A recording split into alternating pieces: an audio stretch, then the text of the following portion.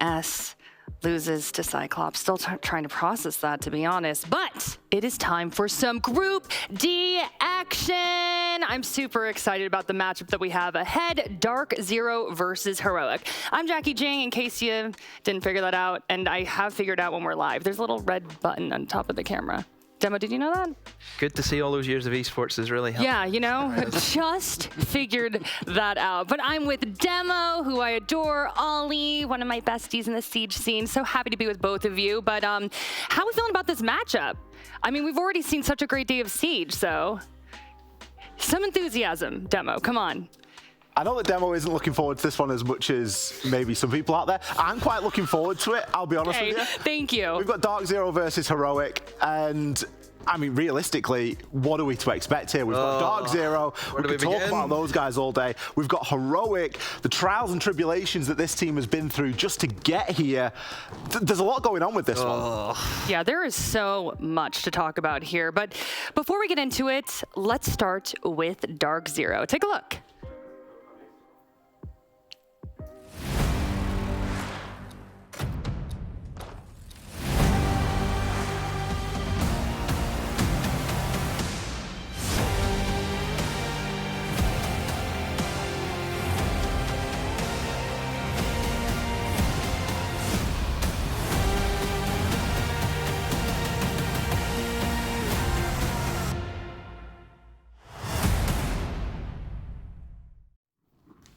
Canadian looking fierce, got the headband on, the long hair.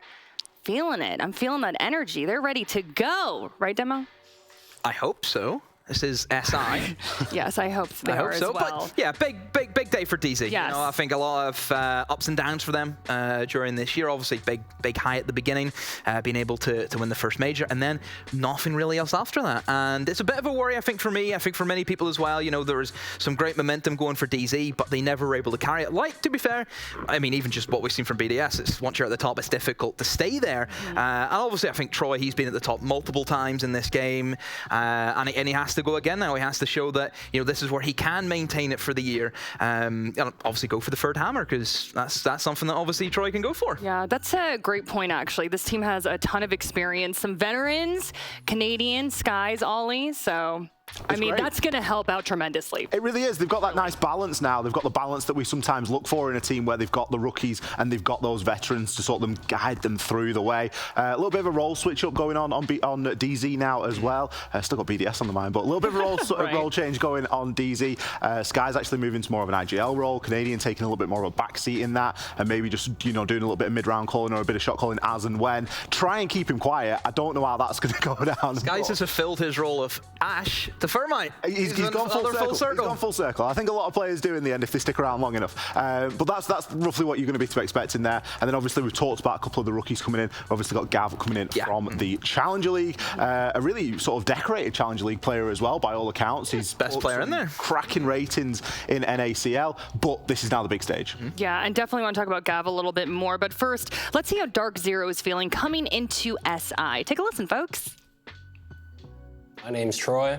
I go by Canadian in-game, and I'm the captain and in-game leader of DarkZero.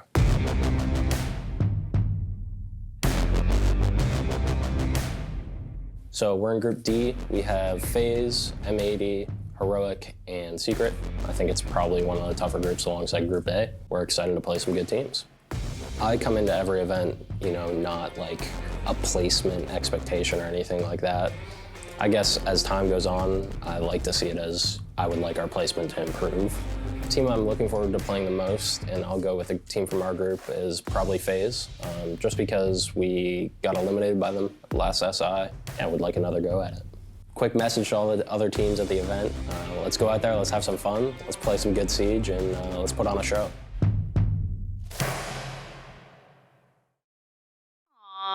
Canadian. That was such a great interview. The end there. He's just so positive and just Canadian. He surprised me, Troy. He surprised me because I was one who was able to actually get the interviews with him. And what my version of Troy, and I think what most people is, it's like this crazy woo guy, you know, who's always there, who's ready to go. But he comes in and it's just very chilled out, you know, and it's like I kind of asked him, "What do you want to do?" He's like, "No, I don't really want to." Oh, he is a different person. I'm telling you, you would not imagine. And he's sitting there telling me about, he's very quiet actually whenever he's playing Siege. He's not like this big loud vocal guy that you think. So yeah, I mean, Troy caught me by surprise. You think of all the outlandish clips and everything, where he's like so hyped up. But then Gio with a UMP who can, stuff like that. He's a sweetie deep down. But you were talking about Gaveni a little bit, and I would like to pick your brain a little bit more about him being a new addition and how you think he will meld with this team. They're kind of a mystery right now. Am I wrong? I think so. Yeah. It's obviously the first time they're going to be playing with Gav. He's not obviously played inside of stage 3. I think he only turned 18 a handful of months ago. At the end of the day, so it's a big T1 debut for you. Just your first SI is a big thing anyway, and then to only just have turned 18 is even more. We talk about pressure, experience. That's something that someone like Troy's got in spades. He's been to God knows how many SIs, and then you get someone in who's a rookie, and he can be guided by the older players. He can be steered in the right direction at the right moment, and I think it's probably what DZ need. It's something we see quite often in other regions. Doing, though. If NJR came in, you've got to bring in those rookies. They brought in Pambazoo a couple of seasons ago. So you really sort of look at it and you think it can only be a good thing from this point out. You've been successful, but after the success, you haven't seen any more. You've got to make another change. Yeah. Let's talk about having Skies and Canadian as mentors. I mean, that's a pretty you won't deal find there. any well decorated as well. Truly. Okay, well, we've talked a lot about DarkZero, but let's take a look at their opponent. Heroic. Roll it.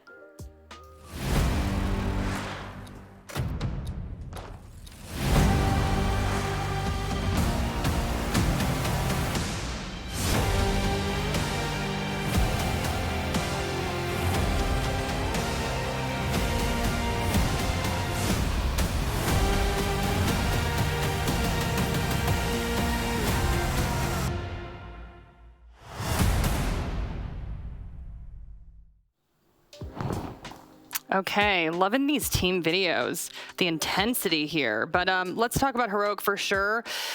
Ollie, some chaos, last-minute changes going on here with this squad. This team, some could say that they're cracking coming here to Montreal, but how do you feel about them coming to SI?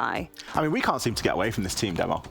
This team seems to be at every single thing that we work on, whether it's UKIN or NPL, as it is now known, the local national league for Nordics and the UK. They even won that. Didn't win that. EU, we've cast them in EU.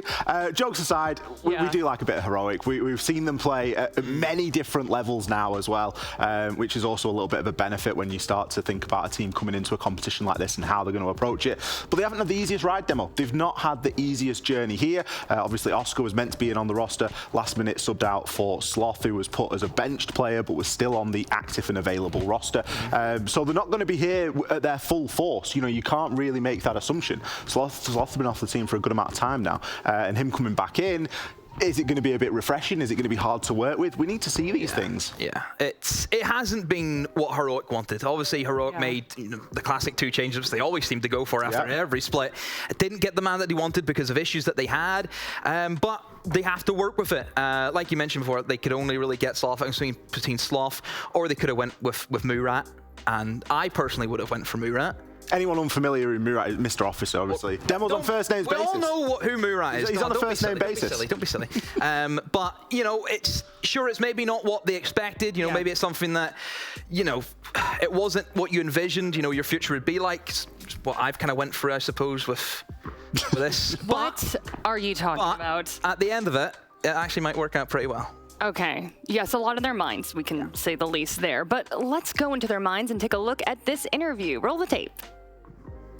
My name is Uno, I play for Heroic, and I'm a support IGL.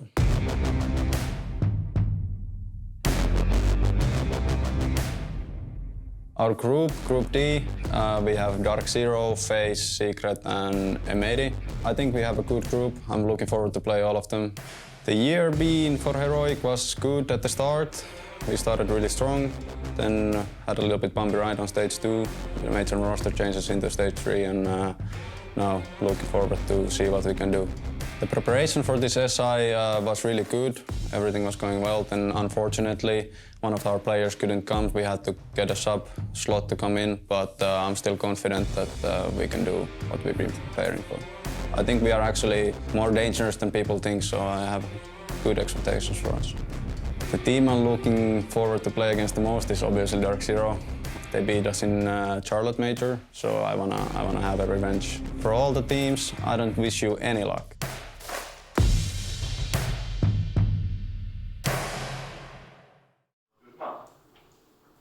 Okay, gentlemen, that was a very nice interview, but we need to talk about the elephant in the room. Go to them. Why is she pointing at me? Why are we I'll point to Ollie. Am I an elephant now? Is that what it No, is? you're not the elephant in the room, but Maybe it's because I never forget. something needs to be referenced. Maybe it's because I never forget. Uno there in the interview said that he is looking forward the most to playing against DarkZero. Yeah. Now, cast your mind back to that last time that those two teams played against each other. Heroic had something up their sleeve, in their arsenal, however you want to say, that they don't have this time.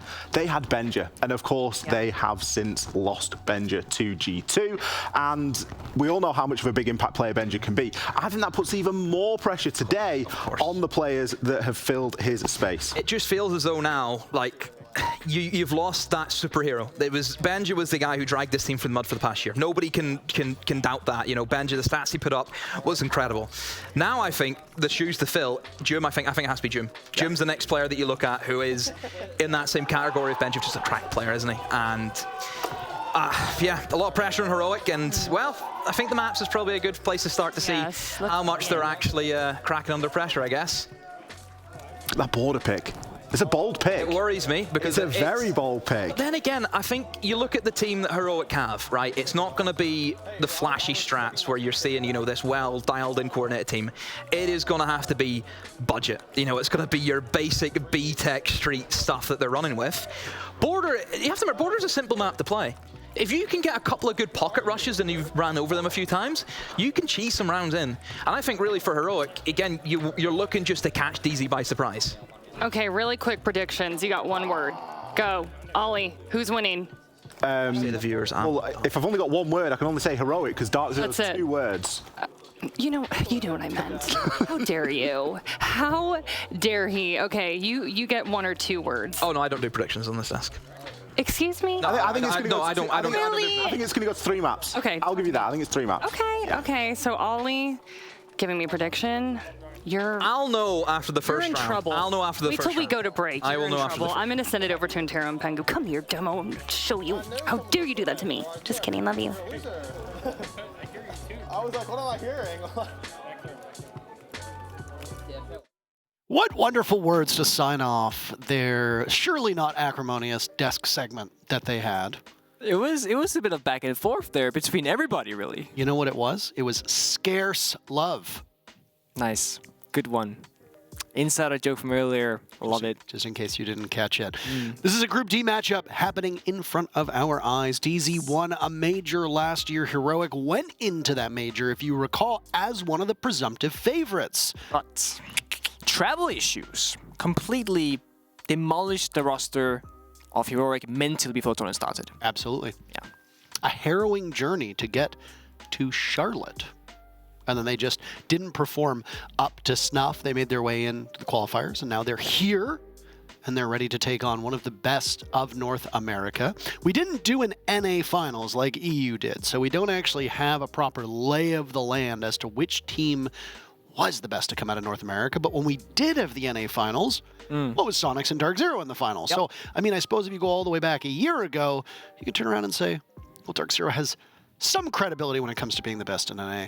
I mean, certainly. I mean, if you win the Chalet Major, it's also an international experience as well. And, you know, we have established, you know, members of the squad. Troy, of course, leading charge. Eclipse now being gone from this roster. So there's more and more new blood kind of brewing in DarkZero. And it's really up to Troy in other ways to kind of figure out how they fit in with the pieces. And I teach them the game, essentially, at this level of play, especially at the LAN event where Gav, well, it's his first ever Tier 1 game, period, basically. Big shoes to fill, really. Now, this is going to be a hellish group as well. It's not just DarkZero and Heroic. FaZe Clan is also active in this group. M80, if those of you have been following along, you probably know who M80 are. But if you have not been, that's the old XSET roster. XSET as an org actually stepped out of a lot of esports. I don't know if there's a greater shift as to what the brand is looking at doing or the org is looking at doing with their brand, but M80, which if I remember correctly was started by one of the co-founders I believe it was the COO of XSET, starting his own organization called M80, picked up that roster. And Team Secret is in here as well. No APAC representation whatsoever. 1 LATAM, 2 EU, 2 North America, and DZ. Well, they're ready to go to war. Now, as somebody who's contractually obligated to talk about DZ, Yeah. are they aware that they are playing a video game and are not actually being shipped off to war? I think they're going for the full immersive experience because it's a mindset. It's got to be a mindset thing, right? It's like we're gonna put on our war paint and mentally get in the server. Because Troy's been doing this for a while with the headband and the makeup, but today everyone, even Mint, the coach behind him, has joined him in this. It's very nice. A nice show of solidarity. Yeah. Now, a Heroic don't have their full roster here as well. No. That's something that was discussed and should be discussed with Sloth coming into play on the team.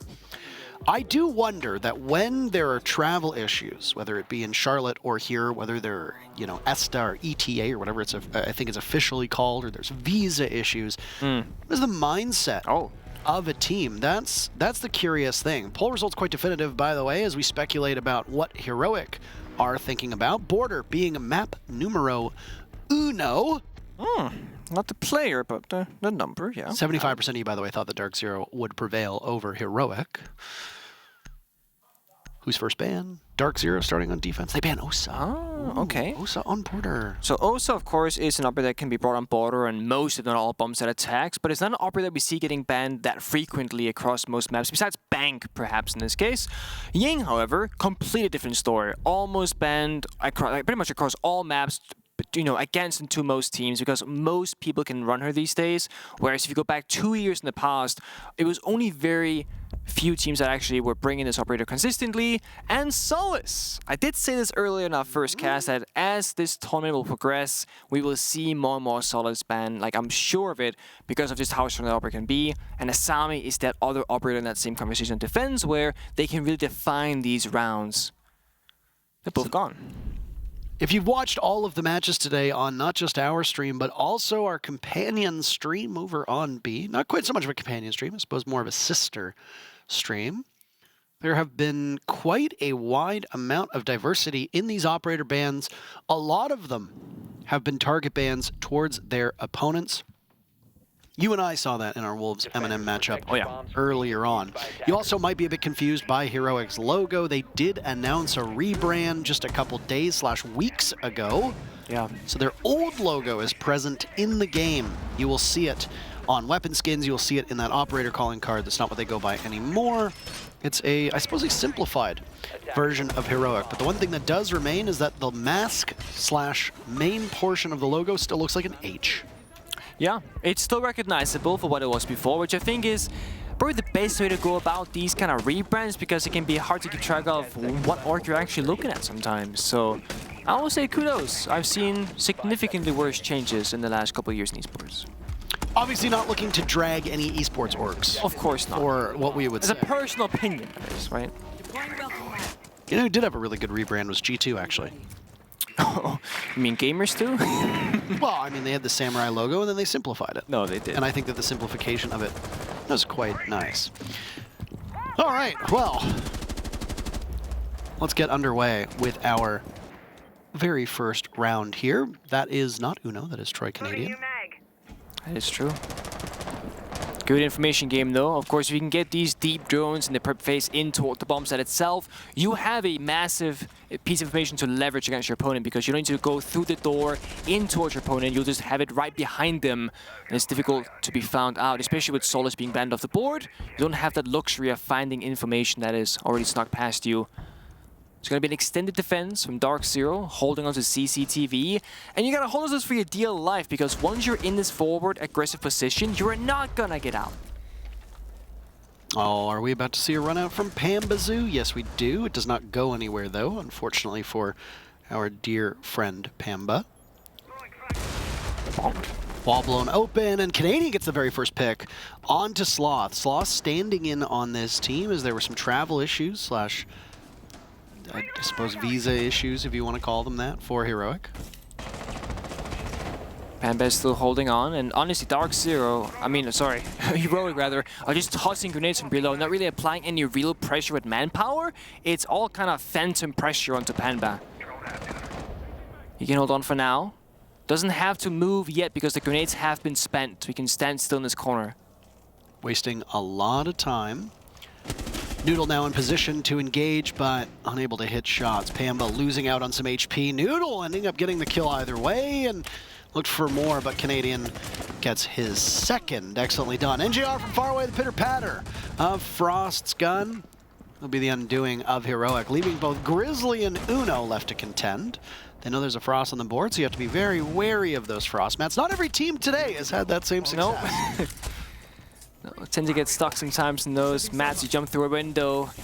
Now Uno and Grizzly gotta make a huge play. Gotta find openings, 1 versus 1s, isolated members of DC. But as we know, DC, one of the most coordinated and disciplined teams in all of North America. They don't typically throw away these 4 versus 2s. 30 seconds left. Grizzly watching Metal. Firing away from inside a break room, cannot connect. Now it's over to Uno. He's in the middle of the bomb site, but they seem to have spotted him from small office. Doesn't matter, he outduels Skies.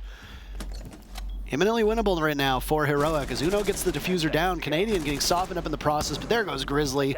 Canadian will look for kill number 4 to set the tone, but it's NJR to pick up his second. I think it was the right call ultimately for Heroic to get the diffuser down, but they lost Grizzly right as Uno hopped off the plant and allowed the remaining 3 players of DarkZero to sweep through the bomb site. Cleanup. It's actually a pretty good read by Uno in particular, who got the kill onto the Beepers member of DC, then recognized that there is actually this tiny portion of the bomb site where I can successfully plan without crossing deep and get past that archives angle. And he did get down the diffuser, which statistically, great. And if, you know, both members had survived from Heroic, they could have played out that post-plan 2 versus 3 and arguably been in a pretty stable position. But just as the diffuser went down, both members fell, and of course that means DarkZero can diffuse for free, and therefore so also get the round.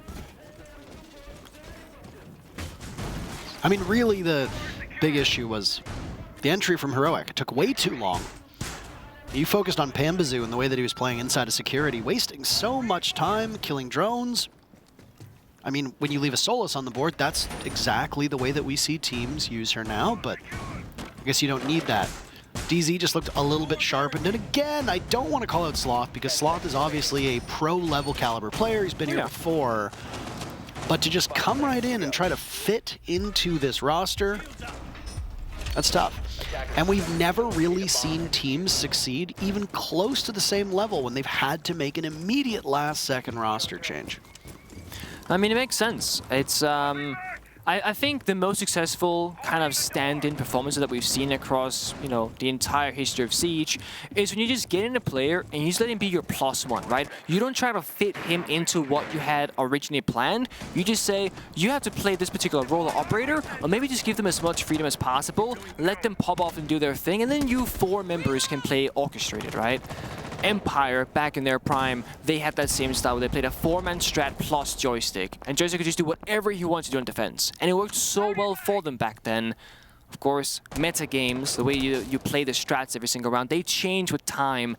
And it's not really not a known strong way to play the game right now, at least. So I do imagine Heroic have tried to implement Sloth into their original strats and tried to play together as a team as they've been practicing for this event.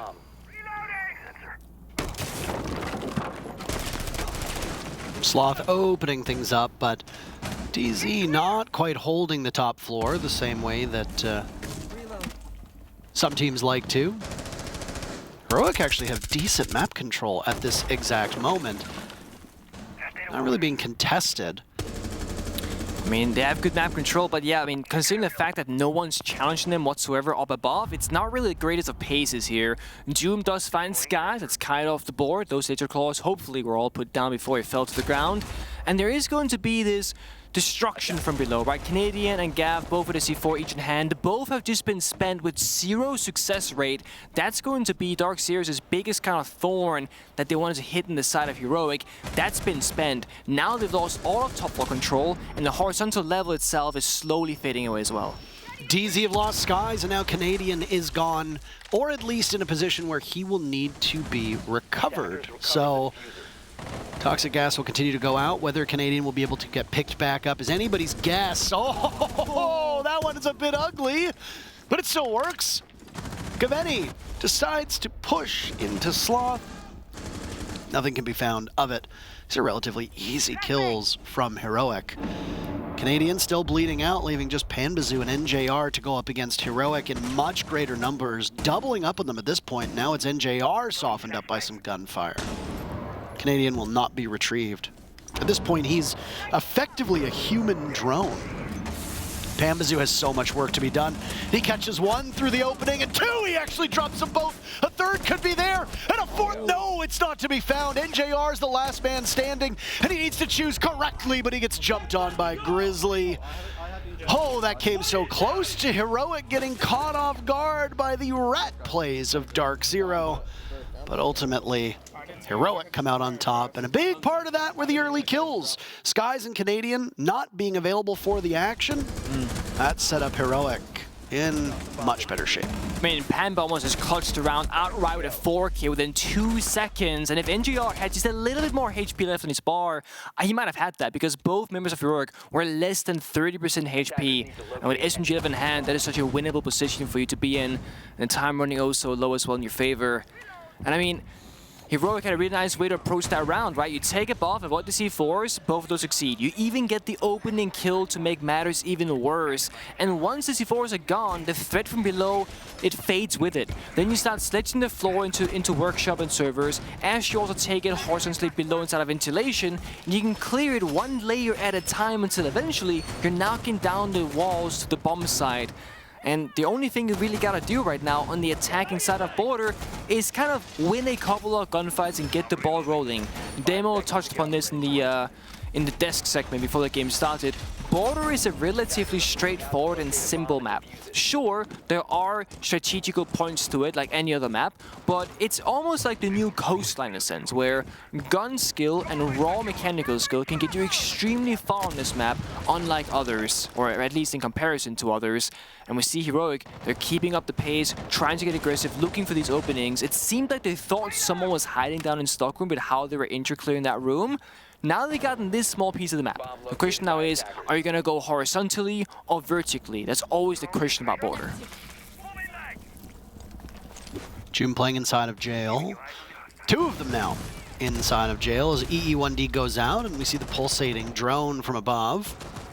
But is it enough to slow down these roaming DZ players? Panbazoo in a very familiar position from round number 1, playing inside of security. These Valcams from Canadian. He played a Intel operator on the previous round on that Pulse. Now he'll do it on Valkyrie. If there's anybody you want making these calls for your team, it's certainly him. And a bit of a joint effort from Heroic to try to flush out. Oh, and that's a free kill on Uno. He manages to evade the gunfire and start things off quite well for DZ.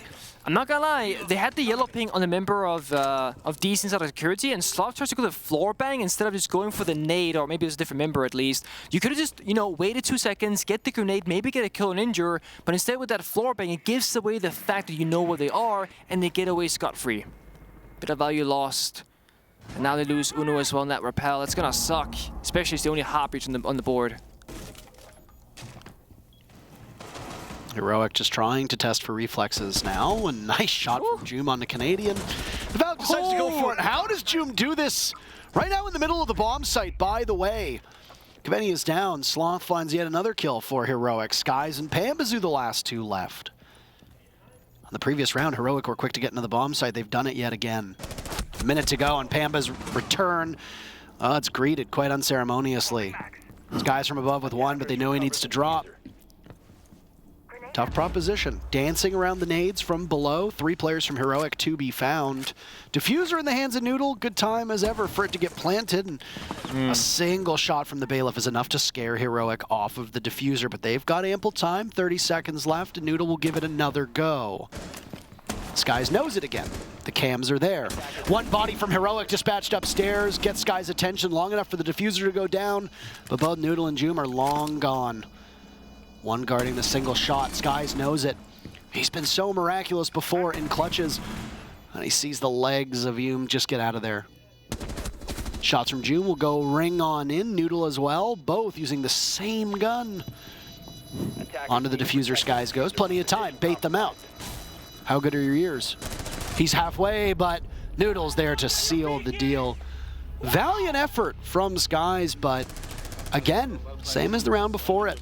Heroic get some early pressure, seize the bomb site, and DZ are unable to recover. Heroic also playing that 1 versus 3 to probably one of the highest levels you possibly can. They were trying originally just plant somewhere where there was no vertical holes already above the plant spot. And when it didn't work out the first and second time, they recognized, okay, there is active information spotting us with yellow pings that we cannot find. We need to send one member up above to play distraction game. And that's what they did, right? They stalked the plant, and either Skies above will try and go for the planter and get that kill, then Sledge walking through Beepers will kill him. Hero wins the round. Then the other scenario which will happen is that Sledge is walking above to try and distract Skies so we cannot contest the vertical holes, and sure, Sledge will die for free basically, but the plant goes down, enabling Heroic into that 1 versus 2 post plant, which you should never lose under any circumstance if you can play that the way Heroic did.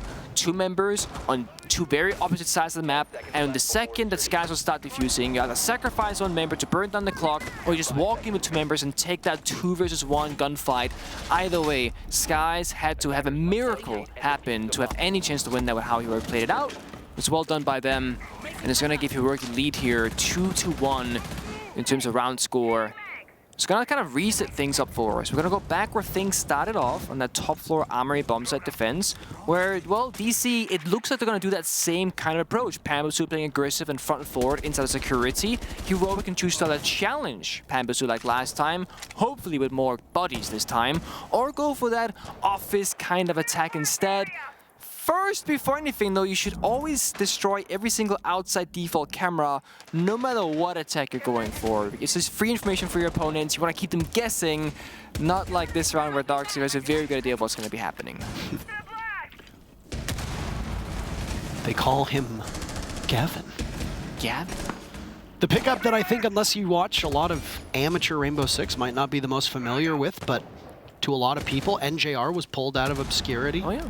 Pambasu was definitely pulled out of obscurity. DarkZero scouting out these younger players. And seeming to work out. I mean, they won a major with Pamba, and he was a major part of it. Canadians can still shoot back, by the way. He's not that old. Oh, no. These frost mats do so much damage, and it's NJR to secure his own kill. That's only fair, right? It's no worse feeling than you get the frostbite injury and someone else just goes and yoinks it. It's never fun. Pambasu in this very, very familiar spot upstairs, by the way. Playing inside of security. Cam's out yet again for the Valkyrie.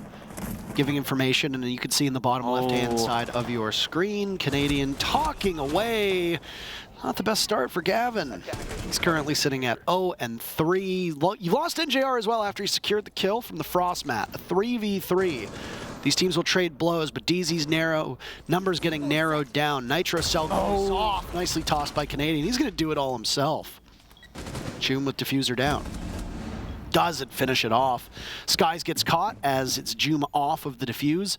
And Grizzly will watch as Canadian looks for the retake. Giving pings out. Canadian on the pre-fire. Cannot connect. Firing away. And now he has a rotate on in. Beautiful shot onto Joom. It's just Grizzly and Canadian in a 1v1. Flash goes out. Canadian knows roughly where he is. Grizzly pre-fires in. Canadian lower on HP. Look to stick the defuse, but it's the Deagle out. He might be able to get it through the wall. Grizzly getting in very quickly, and there you have it. He plays, well, out of sight, out of mind, and Heroic are obviously fired up by that one. I mean, it's another spectacular mid-round adaptation essentially from Heroic, where it falls apart early round. It's a 5 versus 3. They gotta get crazy and creative here. They just kind of walk on in, and what should have been a big punish by Gavin on this fountain flank, because, you know, Troy did have those Valkyrie camera information on Sloth, who was deep inside of Arkav's bomb side. It got punished due to sheer timing. Another member from Heroic on that office triple wall, shot him down. Then NJR Graph fell the same second near the bomb site itself. Then you're back in a 3v3, and sure, there is Troy down below, gets the C4 kill, but it's not the planter, it's not the person who has the diffuser, so despite getting the kill, the plan is still moving forward for Heroic, and they're getting what they want out of this. They even have now the live and active information. There's only one more member of DC on the bomb site. They go aggressive, they go on the offense, they get that kill. Now they know for a fact that the last member is Troy with low HP, no C4, who has to come up the main metal stairs. That's very easy to play against, and Troy, he made a really good attempt at it. The wall bang to the 1v1, try and goes to smart play and opening up that wall to defuse through the wall to create a new line of sight for himself, but it's read out by Heroic. Grizzly wins out the 1v1 against Troy. And Heroic, despite unfortunate circumstances, they're making the absolute most out of it in these first 4 rounds. I'd like to remind everybody that this is, of course, Heroic's map. You can see it up in the top right corner of your screen. Ooh. And Chalet up next, and Theme Park as the decider, should we go there. Again, Pambazoo in the same spot, always upstairs in security, being hunted down by Heroic. It's one of those spots that it really makes a big difference whether you're familiar and comfortable playing in that position or not. So you always want to have the same member play in that position if you were to have someone there. Like, the easy way for that to be messed up is that if you change the play every single round, you don't really have like a pattern or some sort of way that you can flow with it. Also, just knowing how the enemy is going to attack you, what angles they prefer, if it's nades or guns, etc. So Pamba now, he can kind of read out how Heroic's going to approach it. This time, he's going to fall off early, sacrifice the ground, and again, DC heavily favoring playing off information. But so far, it hasn't really worked out for them. Just say an impressive performance from both Noodle and Sloth coming onto this roster. Yeah. Not that long ago. Sloth, as we watch, sees the nitro cell, it goes off, and there's an electric claw, is that as well, that's spotted by the hatch, but that one might prove to be a bit more difficult for them to get off at the present moment. Yeah, I would say close to impossible in this case. I mean, you can open the floor, toss down a grenade, perhaps, if there are only 2 to be found, both in Pocket of Doom. There goes Skies for DarkZero. Heroic so much better on these opening picks so far. Grenade goes down. Does it get the electric claw? It does indeed. So that'll be the hatch opened up. 1 minute still left to go. DZ spread out far afield. Canadian next one in the line of sight for Heroic. Pressured, being watched quite intently. Trapped in a corner with Noodle now. Aiming to take him out and just misses. Well, that's heartbreaking for Heroic. They know he's there, so they could use that last grenade from Doom to rotate that over, make that a 5 versus 3. Or, oh, even better, Grizzly, he's got a drone in his pocket, and it's coming. Flores drone goes in, looking to bait him out. No, yet another will go in. All this time being wasted on Canadian, but there's 3 other players from Heroic who need to focus on the bomb site. Canadian in tough spots. Oh, and he's gone. Unable to shoot the Rotero drone at the right moment. Now it's Noodle looking for one of his own. In this position, lines up, losing out on it. DZ sweeps through with 3 kills. They lose NJR. It's all up to Gavin, and he can't do it. Slav puts together a very impressive late round. Heroic, right now, stomping DarkZero 4-1 and 4 rounds in a row for this Heroic squad. You can kind of hear it in Unu's voice comes there when the round ended. It's not about celebrating what just happened in that round. There was actually a couple of flaws in the late round for Heroic that Unu instantaneously touched upon. They need to get on the same page of the callouts because Unu was trying to go for a plant while Grizzly tried to with Terror Drone out Canadian in the corner of Tellers. Meanwhile, the person holding him stuck, well, he rotated down east stairs. Troy could have, with guarantee, just walked away from that Rotero drone, but obviously Troy thought that he was pinned down. It turns out he actually wasn't. So 3 very different kind of split minds there from Heroic, whether it's not listening to the same call, just not getting that through clearly because of the lack of time on the board, we don't know for sure. But I do think Uno's correct. They need to get on the same page. Despite winning that round that should not have been a round that Heroic should have won, that was a DC victory, but as we saw, just because you almost get it doesn't mean you necessarily do in the end. Yeah, what's that old saying is that close only counts in horseshoes and in hand grenades. And in this particular instance, you're not dealing with either of them. There's no horseshoes in this map, though there is There are hand grenades. There are hand grenades, to be fair. On the wrong side, though, if you're DC, is there in the defense. I don't think impact grenades or talent is a hand grenade, right? That's something different. I'm not sure about the technicality there, to be honest. I'm not sure either. That said, final defense for DarkZero, final attack for Heroic. Does not seem like this Osa ban should have been targeted towards Heroic as having much of an effect. I mean, Heroic banned out the Solus. Are they expecting that to potentially hinder this DarkZero defense? Because it might very well be. Instead, you've got Canadian playing on those Intel operators, again reunited with Valkyrie, was on Pulse before. Bambazu goes for the run out. This is very, very similar, if not exactly the same to what we saw out of DZ before, with the early run out to give some information to Bambazu for when that barbed wire is inevitably broke. I'm a big fan of the fact that Grizzly is bringing IQ for the second time now. Just really respecting the way that DarkZero is choosing to play border right now, all that information. It's really, I mean, you're almost a bit of a fool if you were to go up against this particular way of playing the game and then not be like, you know what, IQ's really good here, we should probably bring her, because the thing about IQ is that she doesn't really bring you any real value outside of, countering information game. So this is a clear counter pick specifically for this matchup. It's a good read by Heroic, it's well worth it for sure. Border, of course, is arguably attacker's favorite, rather, should I say, from Stage 3 and Stage 2 of last year. So I'm not surprised to see the numbers favoring the attackers, but 4-1 is a bit of a one-sided scoreline. But I mean, if you look at a map that's one-sided, 4-2 is the score that you most expect. So this round boils down to this. Very pivotal for DarkZero. They won round number 1. They've been unsuccessful from that point onward, but they've got a good start to round number 6. Bambazu slaying Uno, and down goes the diffuser as well. That's your only hard breacher for Heroic. No secondary hard breach either. Noodle put to rest. Gavin in this position gets a little bit surprised by the alibi clone. That's fair. It happens. Playing Skies' hologram almost gets taken out. Oh. Much more adaptive, or rather reactive play from DC now, playing much more front forward and aggressive, and it worked out so far, but now when you start building this advantage, that's when you gotta fall back and play more together. You don't want to lose what you've just built for yourself. Nice read from Joom to get the kill. Gonna keep these numbers as close as is humanly possible. DarkZero struggles have been the beginning of most of these assaults. Skies drops down after taking out the Gemini. Oh! Nitro Cell goes off from NJR. That's absolutely monstrous. 2 players from Heroic are removed, and it leaves Joom in a 1v4. From first round to last round on this half, it certainly seems like DZ are primed to win this one, and they will indeed. A crossfire on the very final player of Heroic.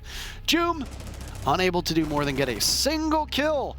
And with that, first half in the books.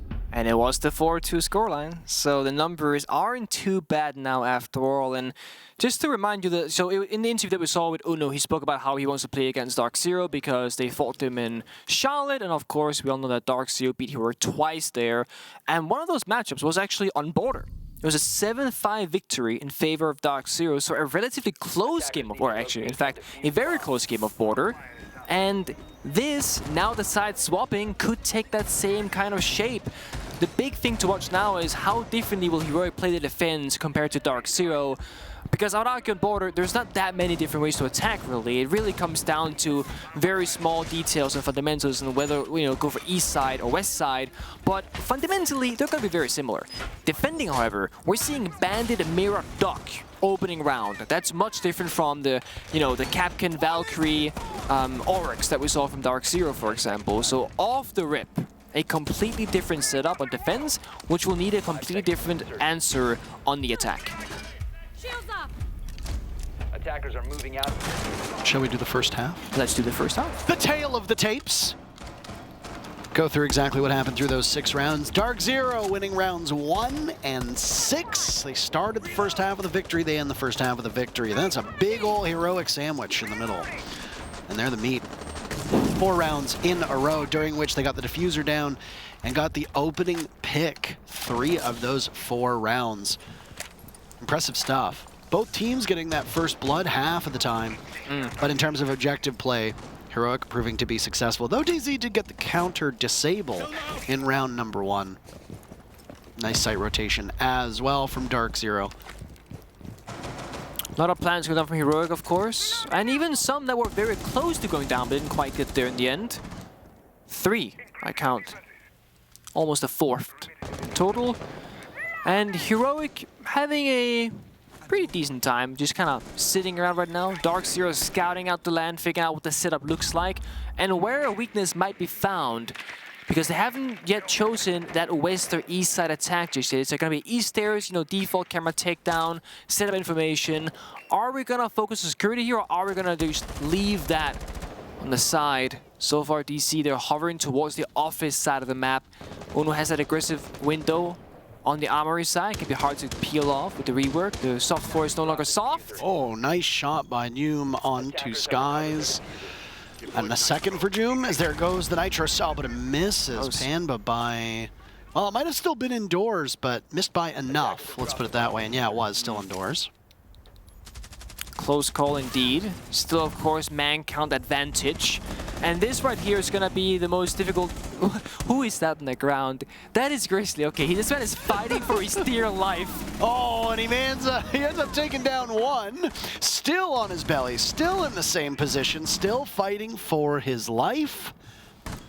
Can he get out with it intact? That's the real question. You can tell DZ want this pinch desperately. Canadian waiting for somebody to make the call. NJR taking out Noodle. First kill for DZ happening in this execute. Another will follow. 3 players now from Heroic down for the count. Flash goes out. Joom blinded. Uno taking some damage, shouldering on. Playing off the bomb chassis. There goes Joom. DZ walking right in. Taking no prisoners. And it's Uno in a 1v3. Softened up all these players from DZ, though, so he's not in a hopeless position, but certainly the tides are turning against him.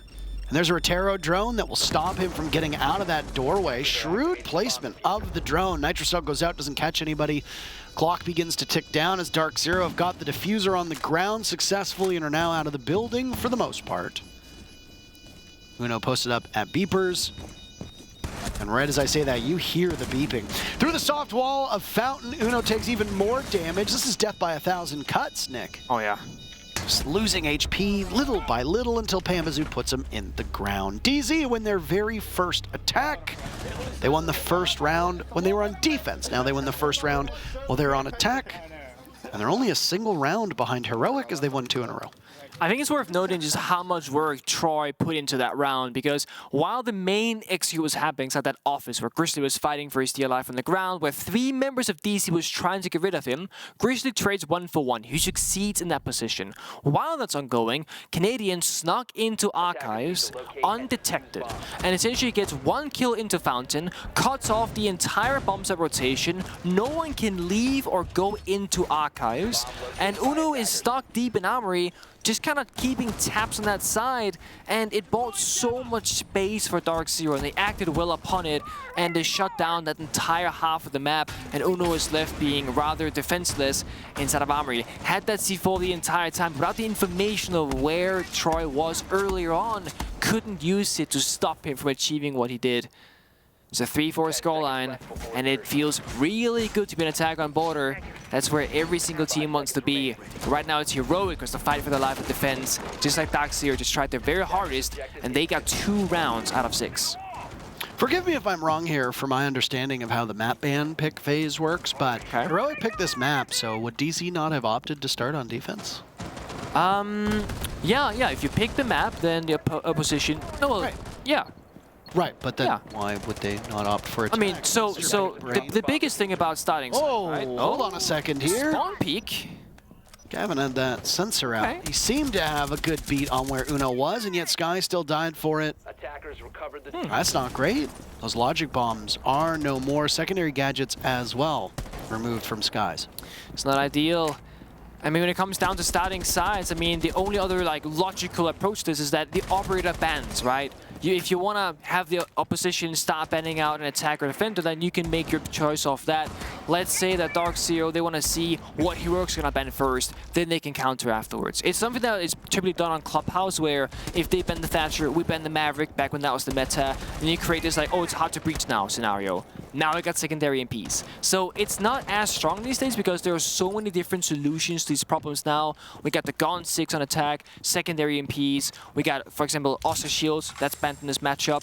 So nowadays, those operator bans specifically, I wouldn't say they impacted as much. Also, sometimes you want to start weak side. Go crazy in the second half. Well, DZ, after losing Skies, will lose Pamazoo now as well. Not the same fortunes that we'd seen on the previous round. Gavin takes out Doom. There was a Nitro cell. Blown up! Nobody loses their life, though.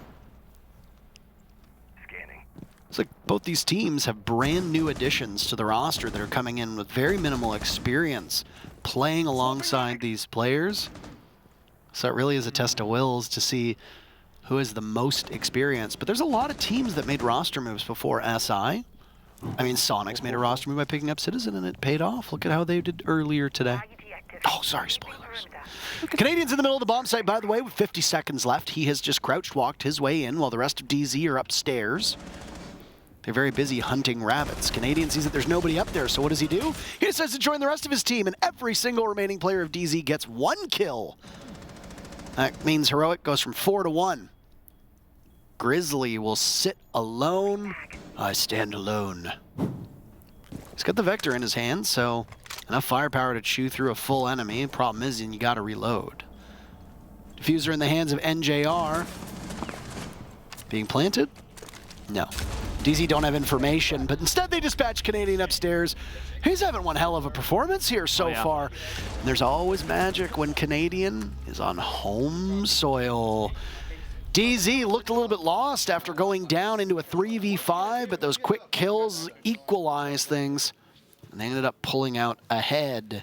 DZ, with 3 rounds in a row, have now put them in a tie with Heroic, who seem to have called their timeout to try and get the rest of the team's head on straight. And once again, 2 for 2 for Troy in creating space for his team, because you're right, Parker. Things actually fell apart for DarkZero, but it's again, they take this like weird 40 seconds in the mid-round where they just kind of linger around, and it's Troy who both times just finds the opening, creates confusion to the opponent, and I mean, DC is a whole team, they play around it. It's very evident that Gavin was going to go top middle stairs, but then recognizing that, okay, Troy is here, he cannot go through bomb site or go up middle.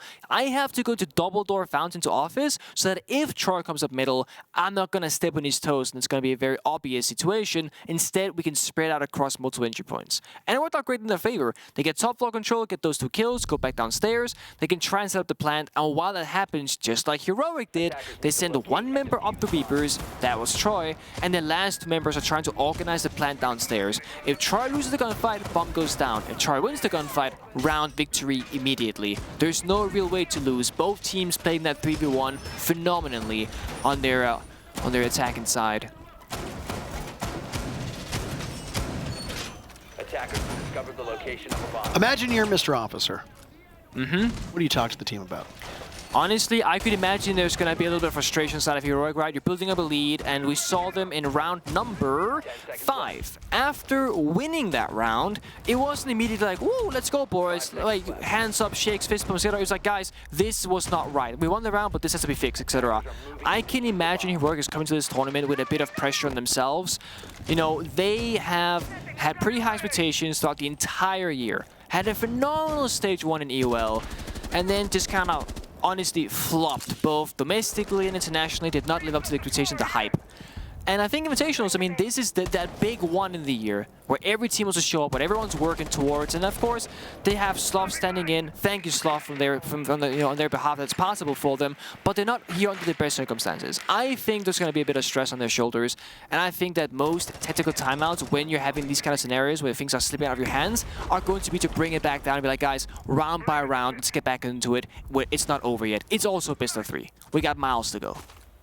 You need to redrone the position that just was revealed by Canadian on that Rotero drone, as Joom has ended up in that spot. Rotero drone taking out the barbed wire and the door, leading into office, but no matter. Heroic have gotten back there and taken up position in an area where you may not think to check. 1 minute off the clock already. Still in the discovery phase. Attackers drop the diffuser. Slow start, just like when DC defended CCTV. Heroic themselves also took quite a bit of time to get things situated. Once you press that go button, things go really fast. And because Border is a relatively small map, once you start getting into a fight somewhere, another or a third fight can follow up rather swiftly right after. Flash going out. Skies, who'd come onto the team to replace Hyper, and I don't know if it was a reluctance of him to accept his role, but seems to be sticking around. Gets one pick before being finished off by Sloth. Gavin another. Heroic have lost 2, DZ 1. Gavin looking for more. Had a rough start on his very first map, but he's picked it back up since then. Hard left of the doorway. Now it's NJR to take some damage. Gavin found out by Joom. Nobody seems to be aware of the position of this alibi. 10 kills for Joom and they trade out. Still upright. He and Uno will now need to work together for the last 2 players of DZ of 40 seconds to get into the bomb site and either get the diffuser down, which is in the hands of Canadian, or get those final kills. Canadian taking his sweet time as Uno tries to scare him away. Beautiful shot from Joom yet again. He's been so phenomenal. 11 kills. NJR will open up a small sight line. Time is just bleeding by the wayside. And NJR with the same amount of kills as Joom. I'll have to find 2. 10 seconds remaining. Over lucky number 13. No diffuser for NJR, by the way, so he needs kills. He shot the clone, his position given away, and it's another huge round from Joom. And if he hadn't gotten the kill, the Nitro Cell would have secured it. The timeout for Heroic seems to work as they've broken that 3-round streak that DZ was on and once again put Heroic back on top.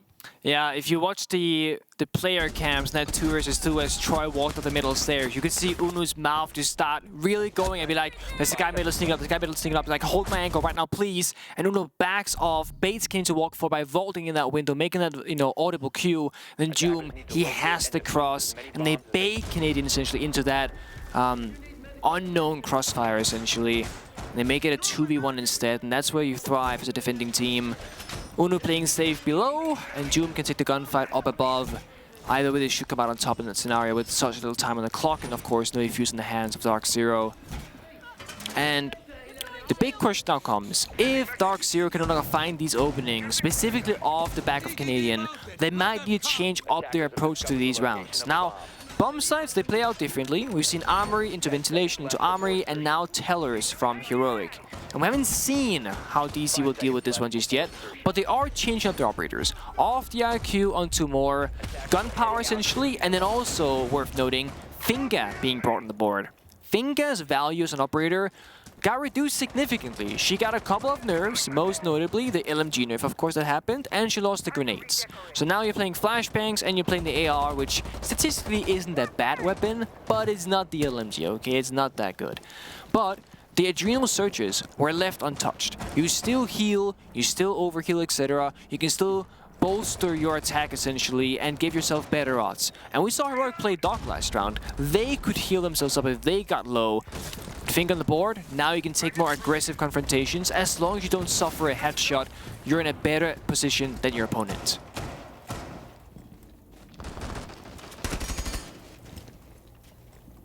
Still in the discovery phase, 50 seconds gone. Off round number 10, we see a familiar sight that might scar some of you.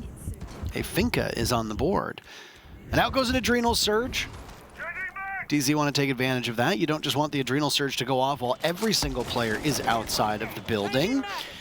Surge didn't seem to work at all for Pambazoo, as there's enough damage done from Joom to take him out of the fray.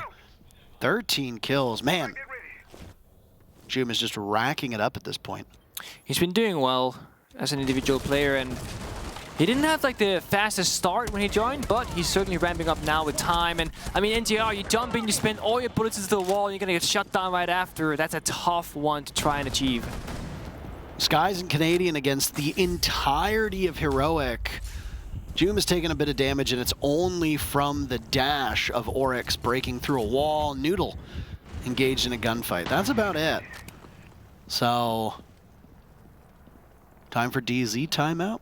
Heroic looked to be able to pick up 2 rounds off of that one, so clearly something has worked. Proximity alarm goes off, and now Canadian walks right through one of those alibi prismas, the clone.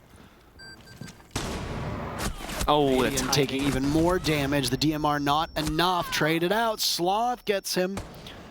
Easy does it. All eyes on Skies in a 1v5. Can he get a single kill? Spear in hand, quickly running out of bullets. There goes a flash and an adrenal surge for himself.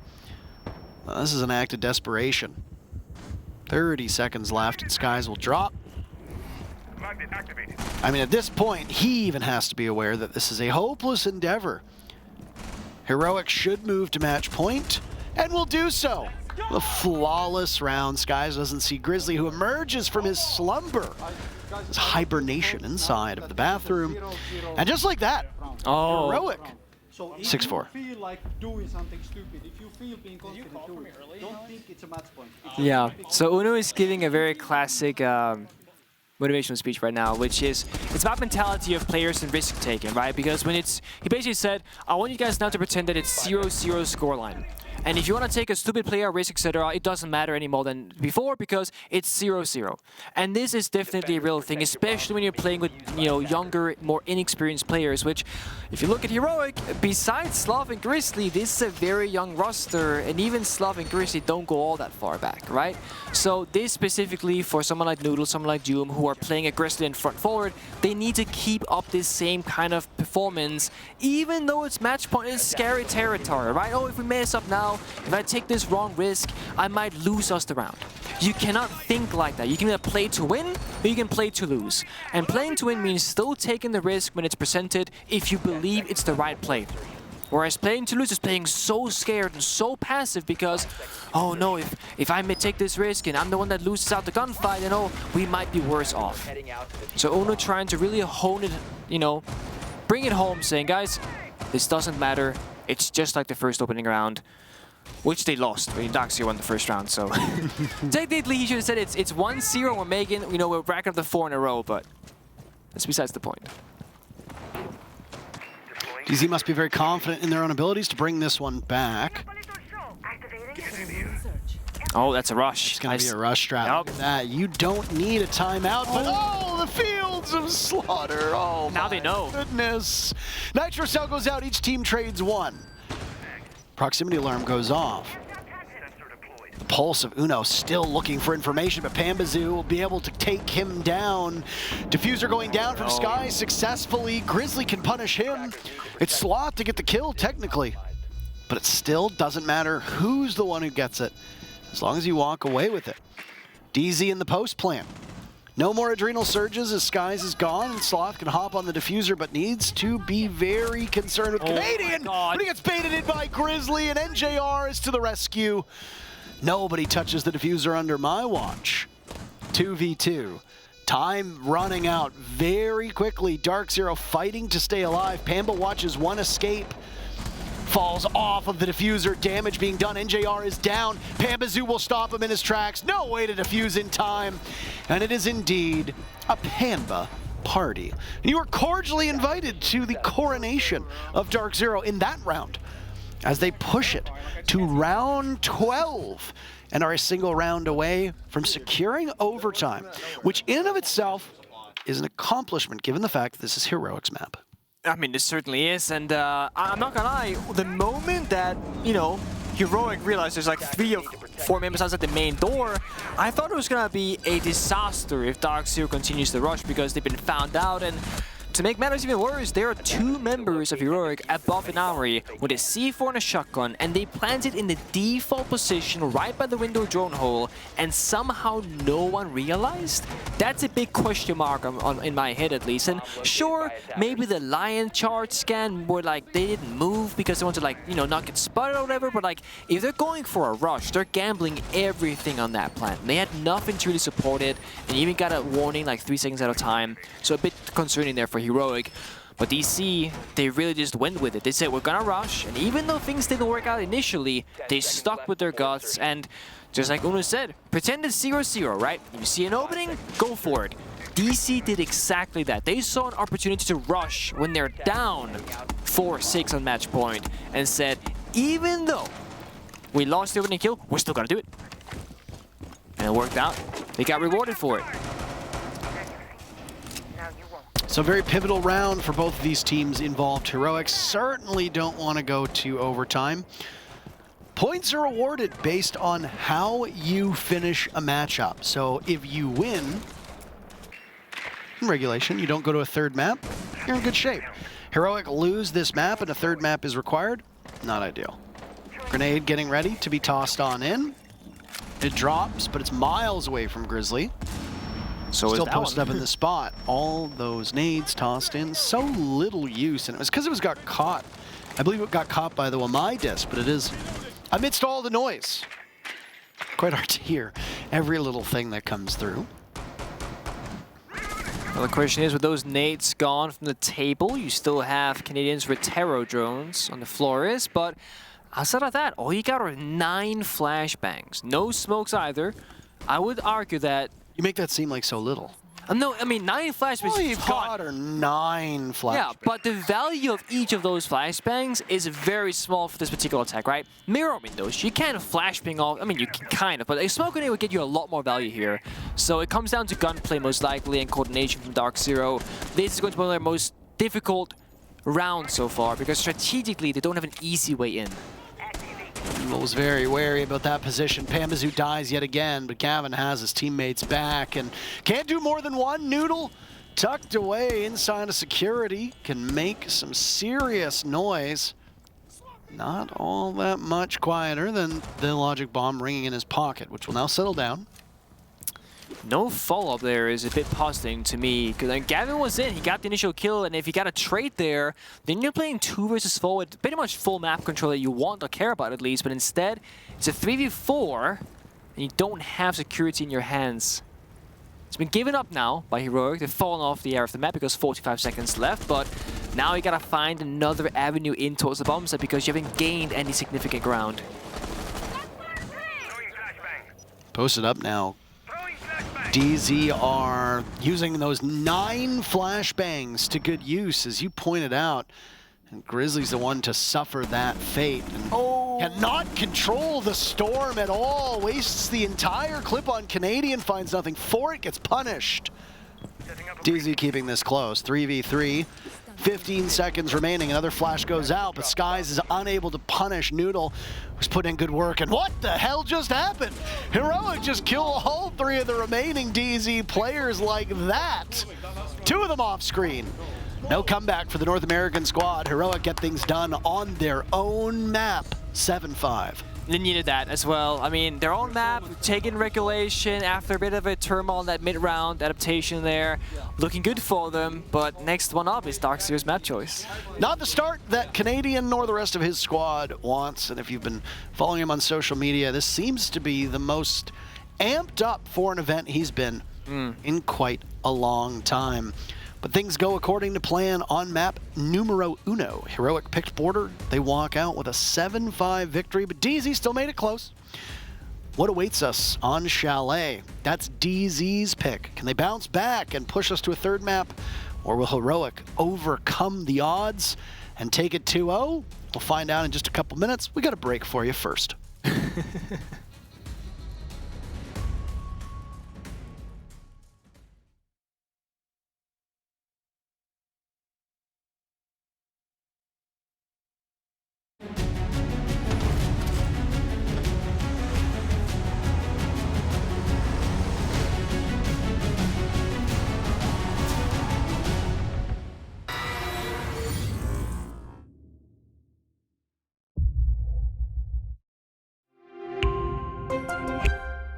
I'm Nicholas Mortensen, but you know me as Pingu. I'm a 2-time Rainbow Six Siege World Champion and former top Rainbow Six Siege player in Pro League. Welcome to my Siege Ranked Bootcamp. We're talking 20 seconds left on the clock, you got the diffuser in hand, what do you do? Play the way that you're comfortable with, because you have confidence when you're in this position, that is when you're gonna be at your very best. Good luck.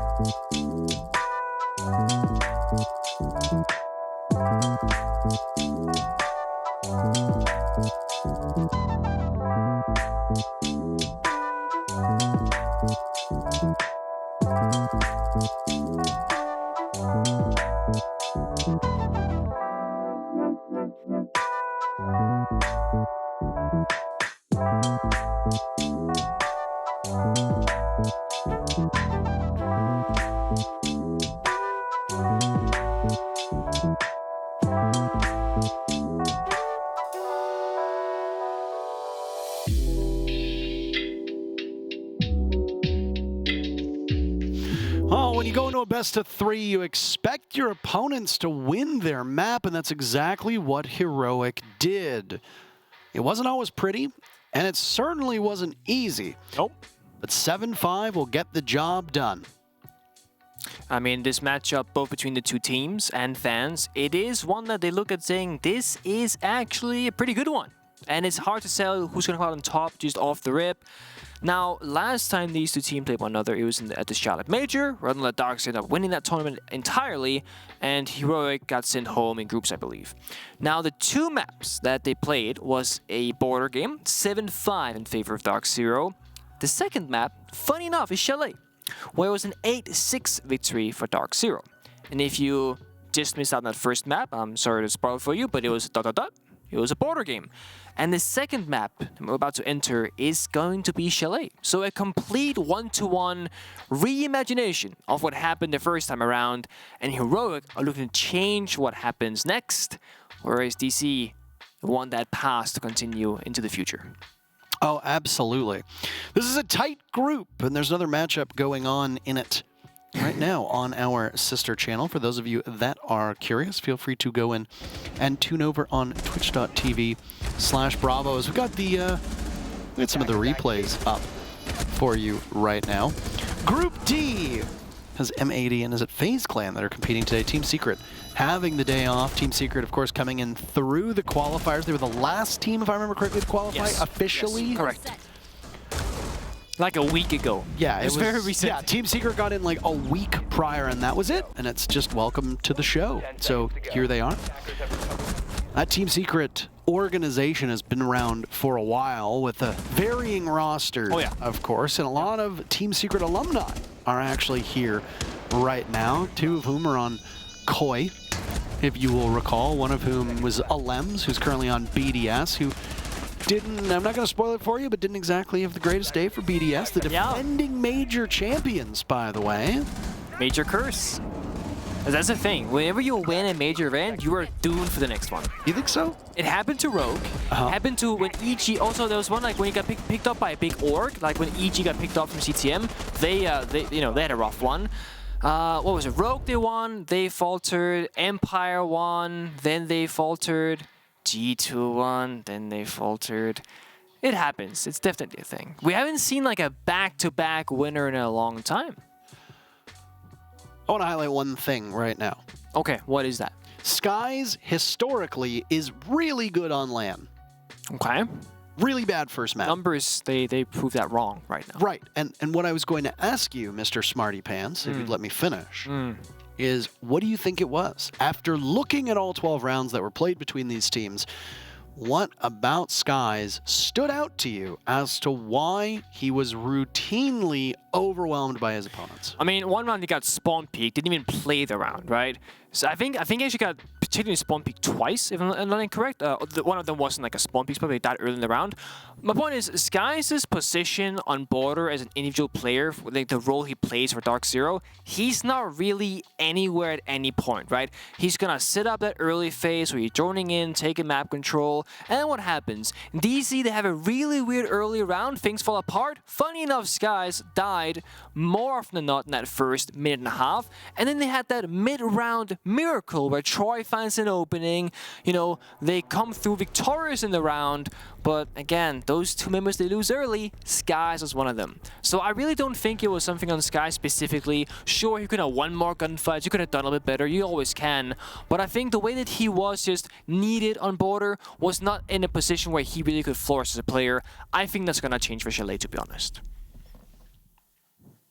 Well, we will see, won't we? We will.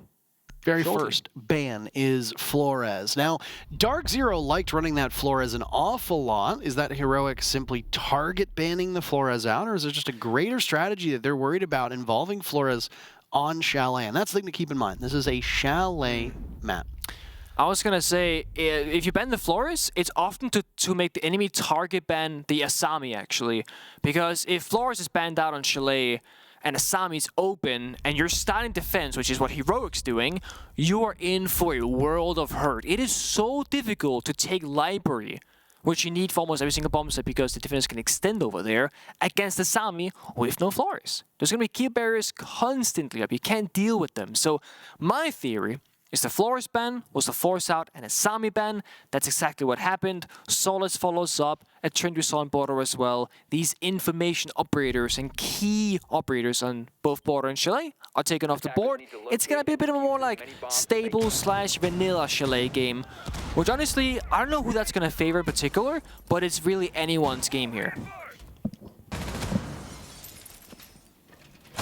I always enjoy Chalet because it does tend to be quite an unpredictable map, and the way that the teams play it will be often quite unpredictable themselves. Just looking at the game that we casted earlier on Chalet, we're going to have a very, very different lineup in terms of operators and a very different play style than what we see here and now.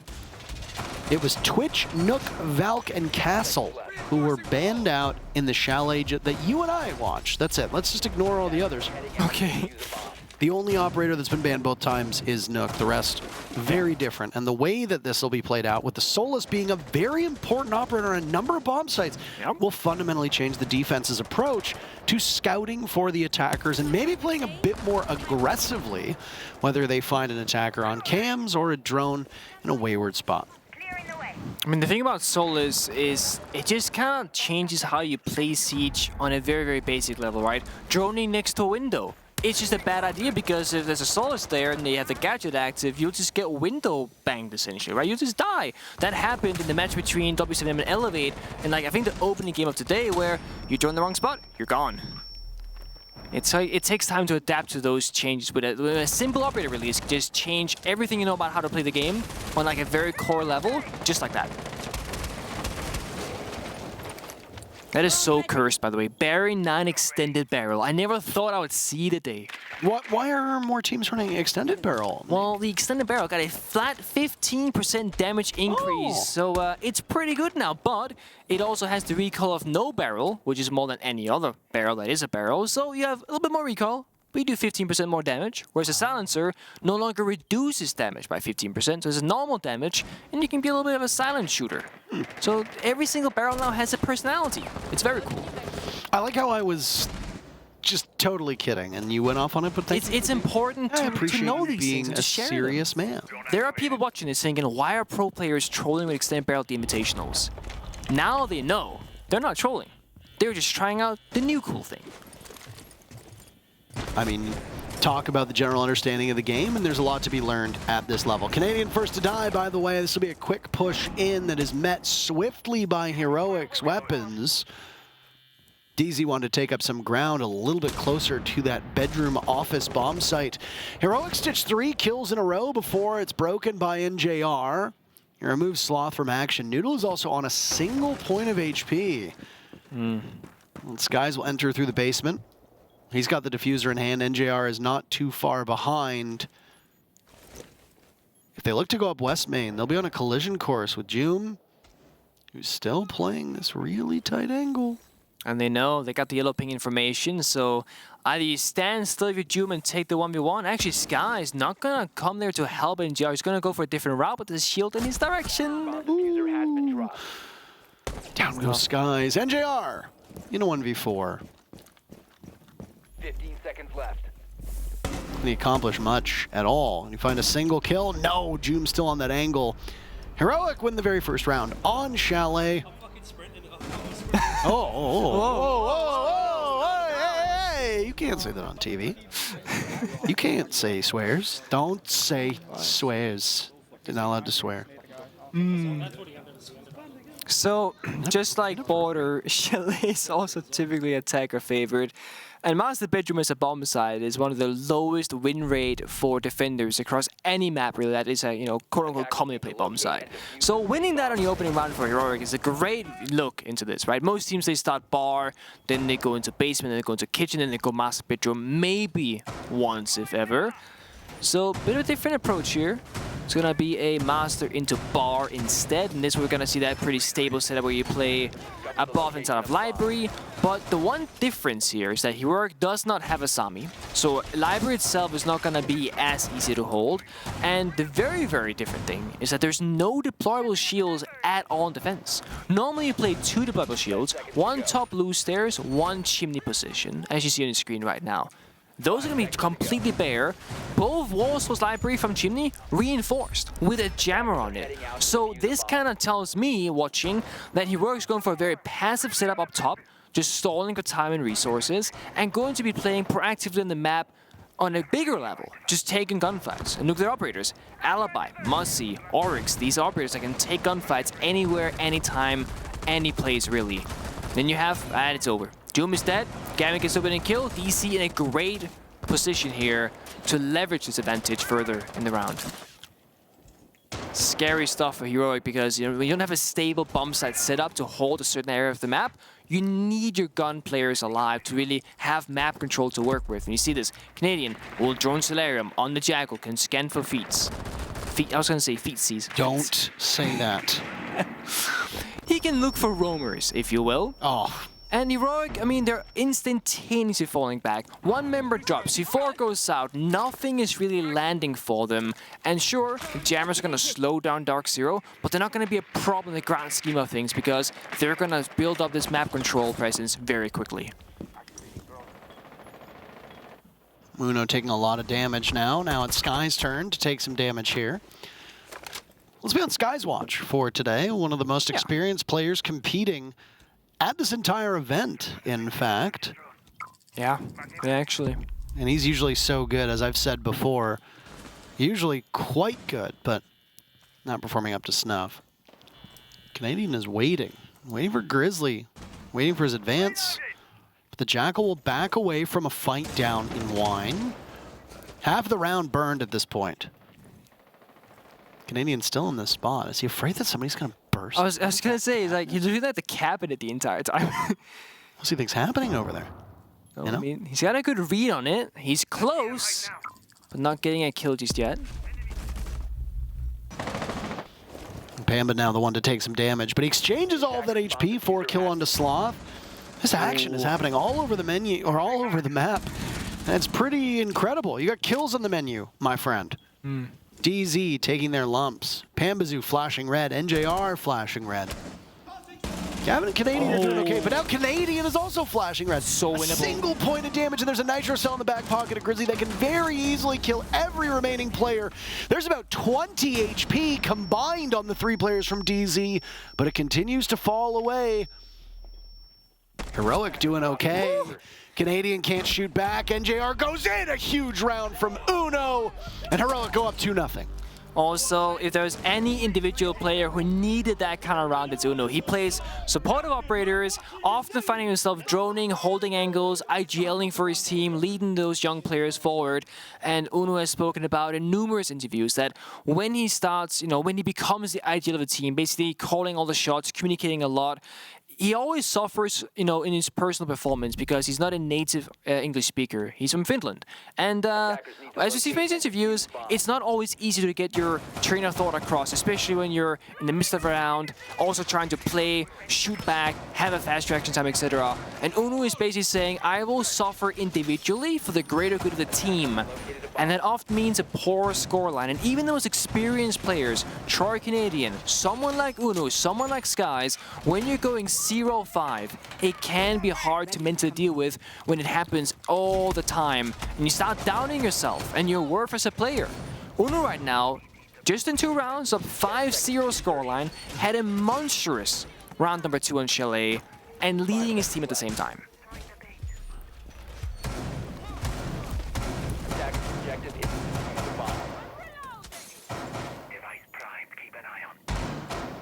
Do you want to start on attack or defense? I love playing defense, no matter what the map is. I love just sitting back and let the enemies figure it all out, and I'll just sit on my bomb site and I'll blame my teammates if they die early. It's very simple game of Siege. However, there are 2 ways to approach this, which is, do you want to build an early lead by starting on the favorite side, which should be attack on Chalet in most instances, or you're gonna say, we'll just take a round or 2, start defense, and then we'll just go on full fire when we go into defense.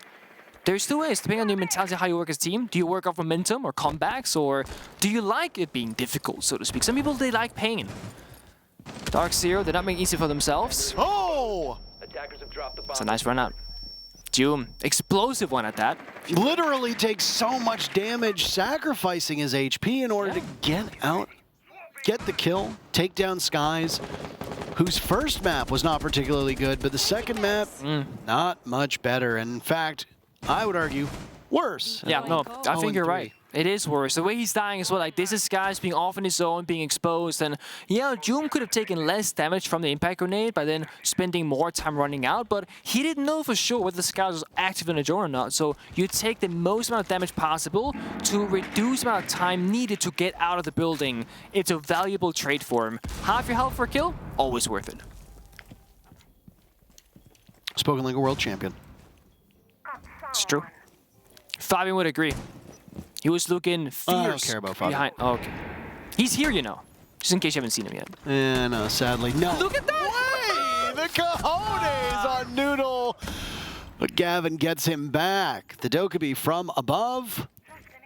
Let him off by Piano. Now Gavin will assert himself even farther, but more damage done. Nice shot on the Sloth.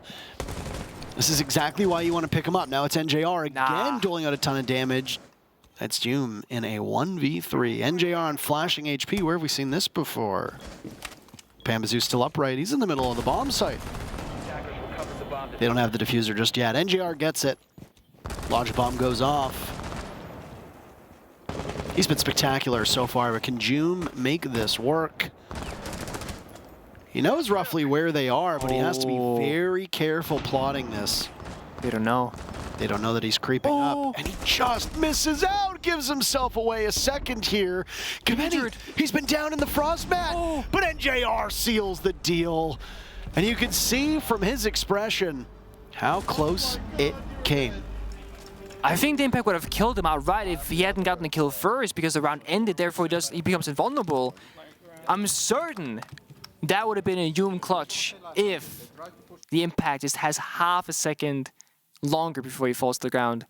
What it absolute crazy round. How it began with the opening pick from Doom just running outside, then Noodle jumping out the window that Sledge opens up, the flick from Gavin onto Sloth in office, into the absolute chaotic situation of 2 kills out of nowhere for DC, into a very winnable 1v3 from Doom based off the Frost Trap, the kill onto the Iron on the bomb side, and then the impact grenade mid-air.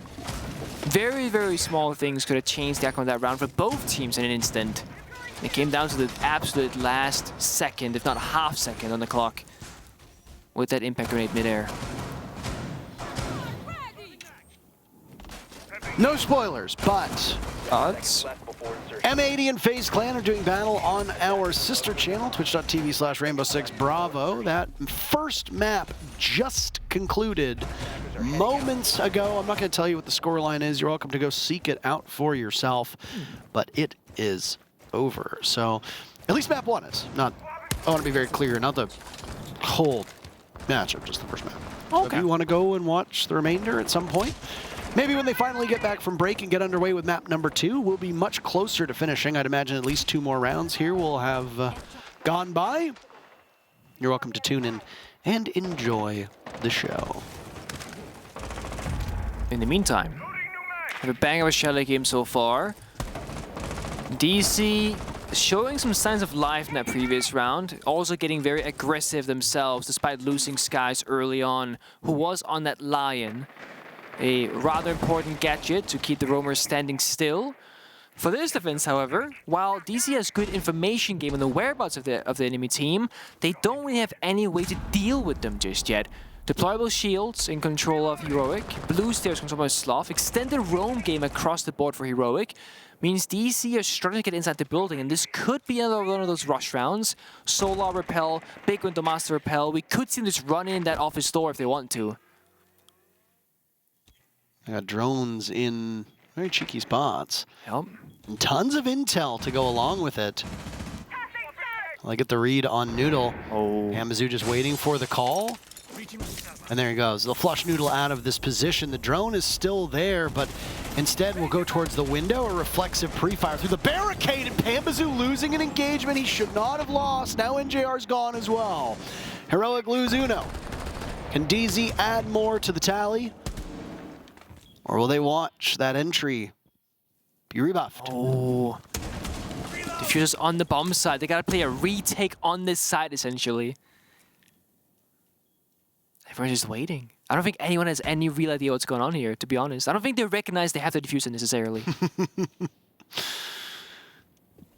That's a lot of control for the defense. Yeah.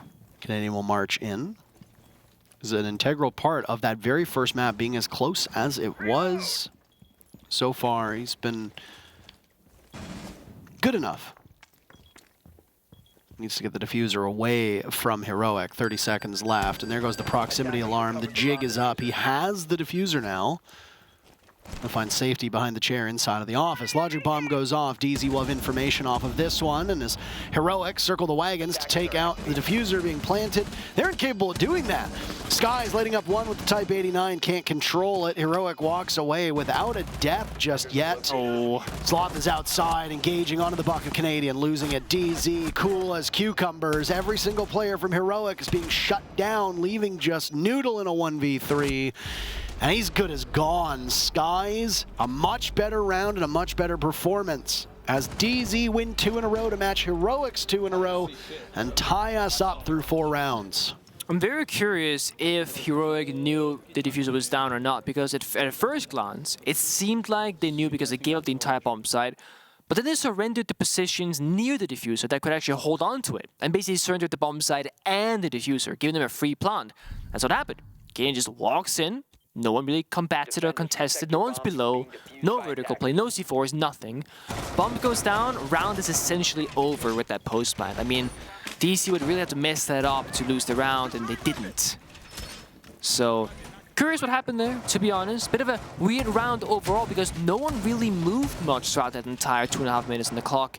Gavin, once he got posted up outside the building, looking through that piano window, didn't move a muscle. Benefit of playing Dokkaebi Alliance is that you have a global gadget. You can sit in those positions and have absolutely max value from the active use. Sure, you couldn't get inside the building to hack those cameras, but there also weren't really that many intel gadgets of high value to really benefit from. And sure, Heroic have been playing a bit of Maestro, but when you have the full bomb site in control, you're not really gonna know what the enemies are gonna be because the bomb site is yours, as we saw from DarkZero. Full bomb site control after a minute and a half. Oh, what a match we have here on Chalet.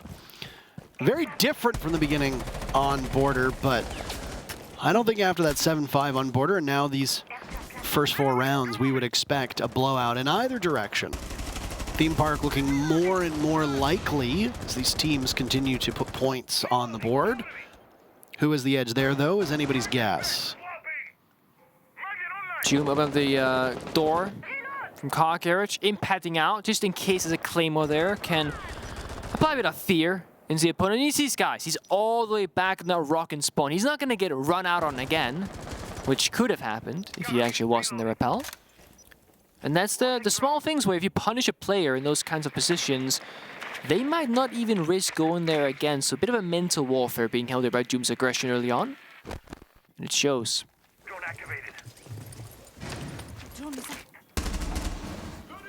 And Joom's still in this position, and he can do a lot of damage from it. He's got Capcan traps on that door just behind him in the closet, a deployable shield there as well. And while Sloth might not have a single kill to his name, those magnets will prove to be extremely valuable and might even prevent a death on somebody on Heroic. He doesn't need to get a kill, but if he can stop one of his teammates from dying, it's pretty valuable all the same. And again, that's the kind of thing that's not reflected on the scoreboard. Where it's being exchanged from players on both DZ and Heroic. Logic Bomb will now go out. Sloth expecting a swing towards the door. There's nobody there looking for it just yet to embrace him. Noodle softened up now too, and Canadian goes for the swing in, but Joom is in that power position inside of the closet, and he gets the lead-off pick for Heroic with a minute to go. It's a good play there from Heroic, playing off Unu's aggression there on the solar stairs, and DC tries to punish it, but instead the punishment goes onto them. Attackers recovered the diffuser. Gavin playing by piano. Still has information, not too far off is Pambazoo. Sloth will be hunted down, still unsuccessful in finding a kill, but Pambazoo gets baited in from down below. The impact securing the kill. Sloth is no more, but before we're able to see Heroic add to their tally.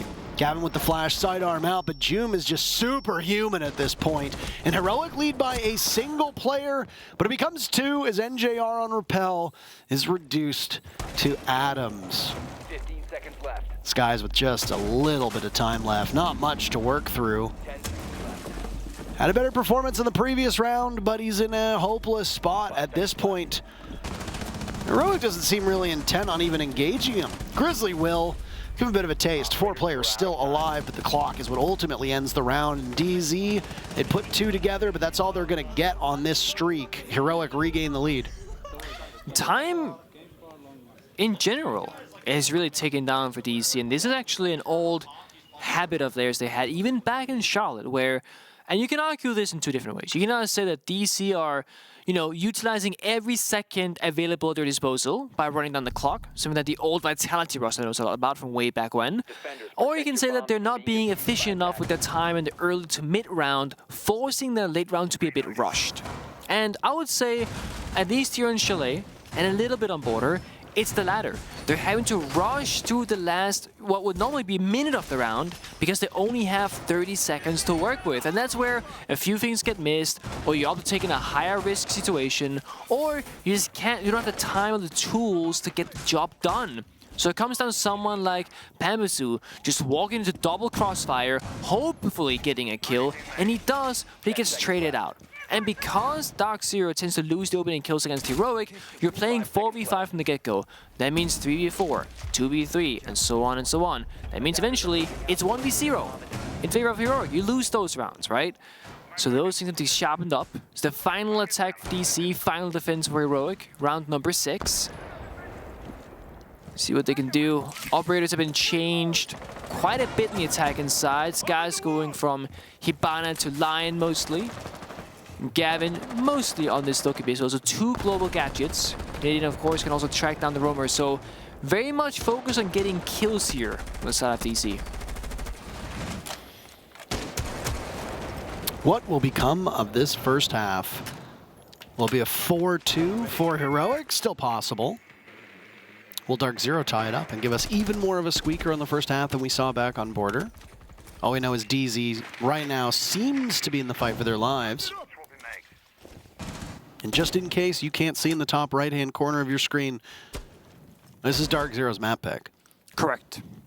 So Heroic, while we do wag our fingers at them for how close Border was and say, tisk tisk, you probably should have won with a more definitive scoreline. Got to turn around and give them a tip of the hat and say, hey, oh my god. 3-2's pretty nice. I cannot believe we are witnessing what is happening. Grizzly has made his way into the safe corner of Library. First kill, though, does go to DarkZero while all that is happening. The Oryx of Joom tries to get his way around the map, gets punished by the Jackal, but Canadian sustains a lot of damage in the process. Yep. There's no finger this time around either, so that health will not go up. It can only really go down from here until it hits 0, and he's out for the count.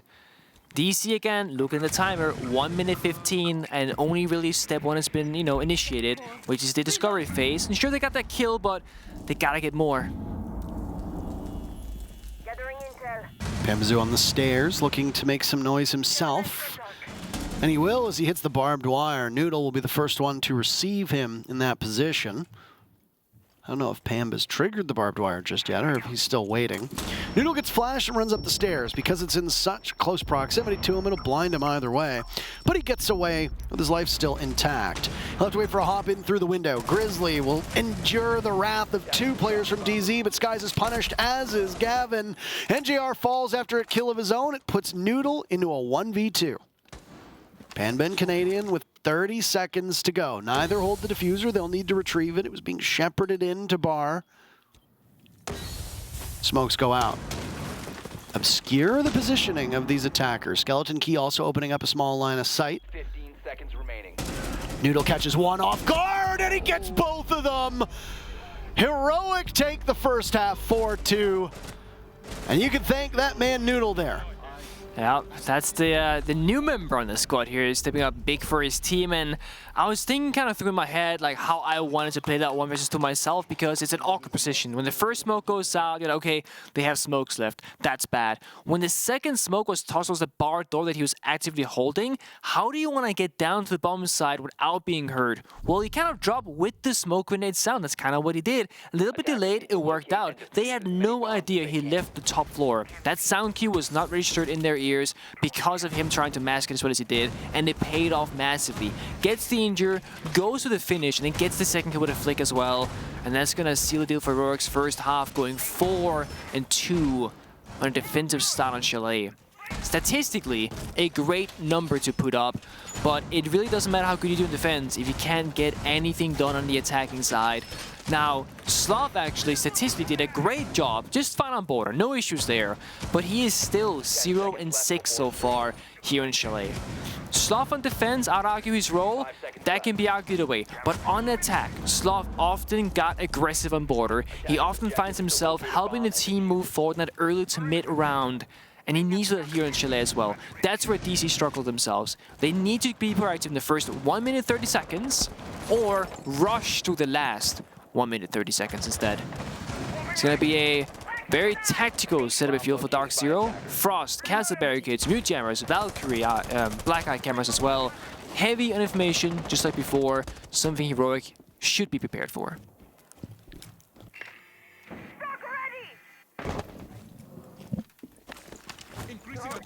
First half in the books, Nick. In terms of opening picks, pretty close to even. DZ winning rounds 3 and 4. It's a different sandwich this time. DZ won rounds 1 and 6. They were the bread. The meat in the middle were the 4 rounds from Heroic on border. This time around, it's a bit of a thicker slice. It's like the double down sandwich from KFC, where the bread is actually just pieces of chicken. 2 rounds for Heroic, 2 rounds for DZ, 2 rounds from Heroic. Nade from Joom goes out, down goes Gavin. First pick goes to Heroic. That's great for the team that wants to send this one away. Heroic are the team that's within striking distance of winning 2-0. DarkZero finds themselves in not just a hole in this map, but in the series as well. And if they do not prevail on Chalet, well, that's it. They leave the day with no points. That's big for Heroic, especially since we've said before, this is a very tight, very competitive group. Very much liking how Slav is just sitting back right now, recognizing that his operative IQ is just more valuable simply by staying alive, because the information from Canadian is something that DC heavily plays around. So he's going to sit far back, spot out those Valkyrie cameras, tell his team where they are, hopefully find 2 if not all 3, and then he can get more risky in those front-forward aggressive positions. And because Joom got the opening kill earlier on, Slav can take a bit of a backseat here, but the deployable shield punishes Heroic massively.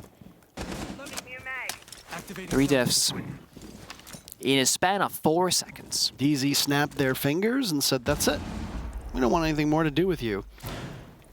Heroic right now at a crossroads. One at the top of library stairs, the other over by the balcony. It's going to take Uno quite a bit of time to get through that door. All the while, he's allowed Noodle to get isolated and punished by NJR. It was a great start from Heroic, but it all fell apart. Now Uno has 20 seconds to try to kill potentially as much time as possible, or kill as many players from DZ as possible. He does quite a bit of damage. He's not able to secure a kill. Panbazoo is, however, and DZ pick up a big and important round. Could they streak on their own?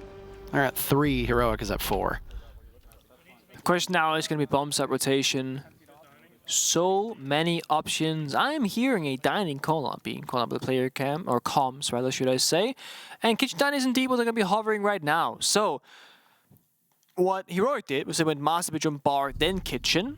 DZ going to change it up just a little bit earlier, go from Master to Kitchen Secondary instead. They're not bringing the Maestro Evil Eye cameras to the bomb site. They will just continue on with that Valkyrie. More information on the roam itself. Canadian himself also just playing much deeper in the map as a roamer these days. He's no longer going to be on side making callouts. He's going to be roaming around, trying to play actively on the map time and time again. And a big learning lesson for Troy with that kind of role change once he kind of joined DC and they figured out their roles, that he actually is playing very aggressively for most older players, IGLs, and what Troy is more like a flex support player for a lot of his career, in the later half of it at least. He's now almost like an injured player on both attack and defense. He plays Jackal half hours on attack, walks in solo, tries to go for kill.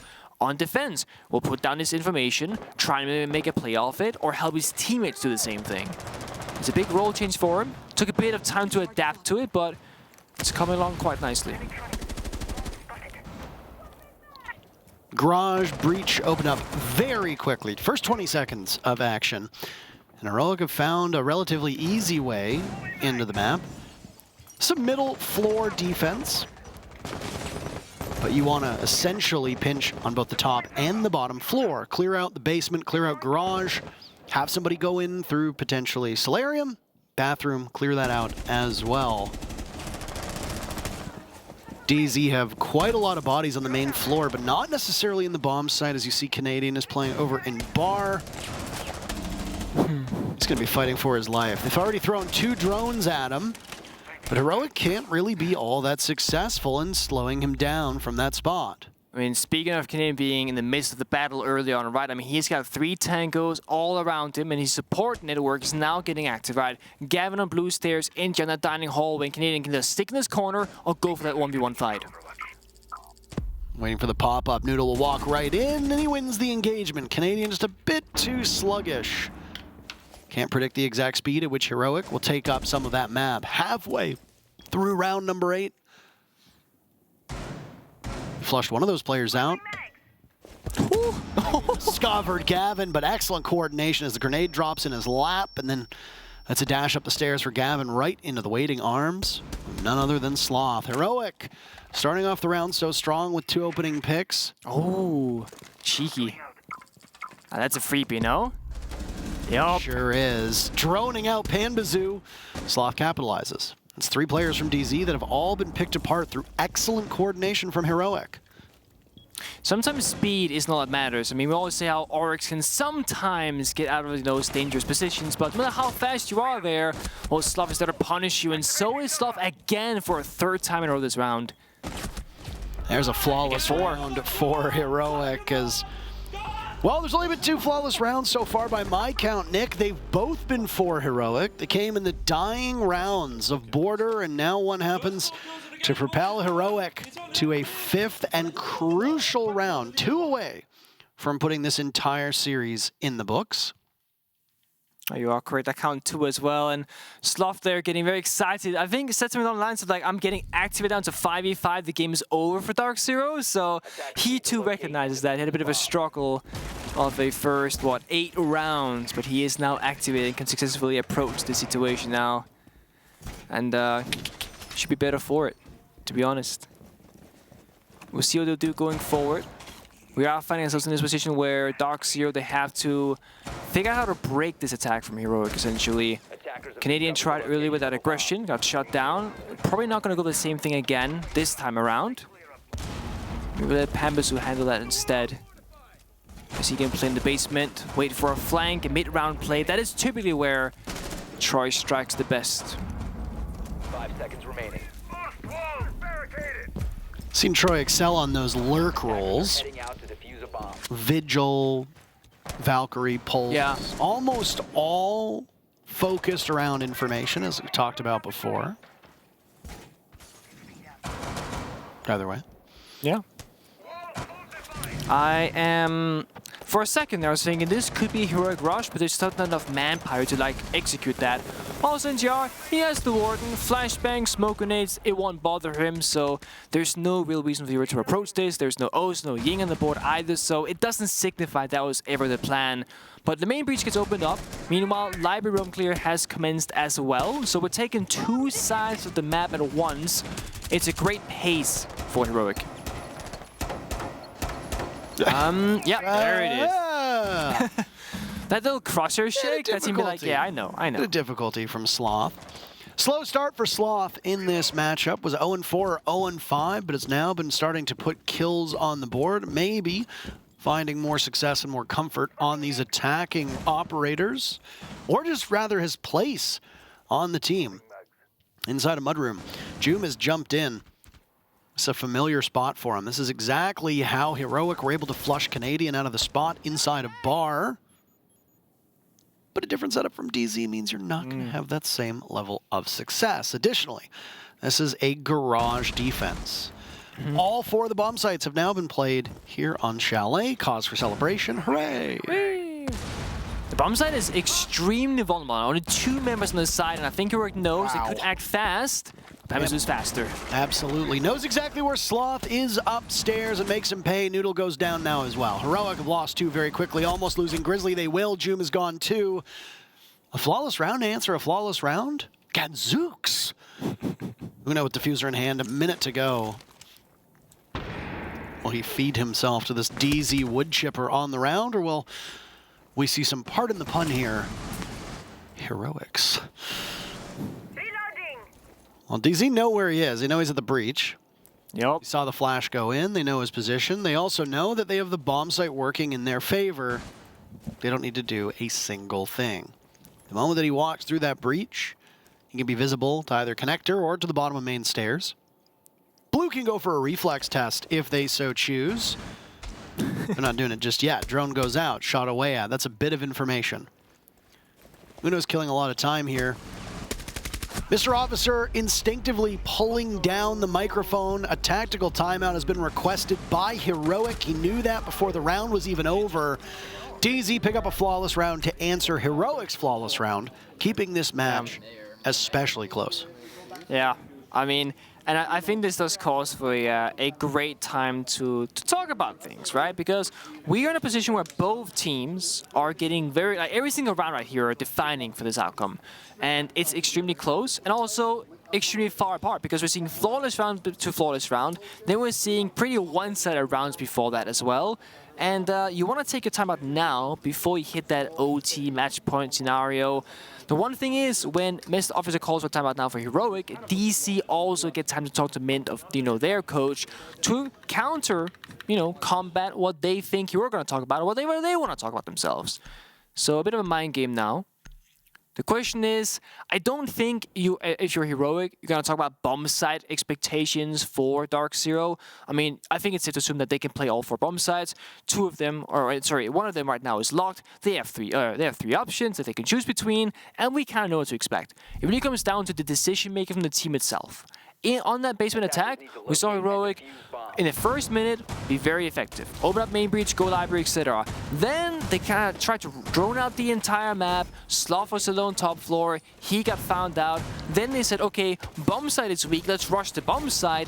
And then they kind of ran the breach. They died, and then Unu's left alive out to the breach with diffuser. And there was no real decisive decisions being made. It was kind of like on a whim. Okay, let's try and roam clear. Okay, the roam clear is kind of hard. Let's go for a side rush. Okay, that didn't work either. I guess the round is over. That's pretty much how I see that round break down. When the previous attacks from Heroic, especially on border, it seemed that there's a more decisive approach. Okay, this round, we're gonna go west side. Clear it over, figure it out. We're gonna fight the odds, fight the issues, whatever. Changing your mind mid-round can be done. But it does come at a cost of time. Rotating around the map is not quick, especially if you're halfway across the map itself. And you mentioned Parker, Canadian playing Vigil, Valkyrie, Pulse, etc. He's playing Vigil now. Look at the three operators that he's played so far on defense. Nick, Vigil Pulse Valkyrie. Yep, there it is. All around the information. He loves that lurk on Oregon as well. Playing well down below. This is a cacophony of noise. Good lord, so many sounds. The sound, the thunder. Flashes going out, E1D going out. Soft destruction, caliber-based destruction onto the walls, opening up bigger sight lines. There's another E1D to go too.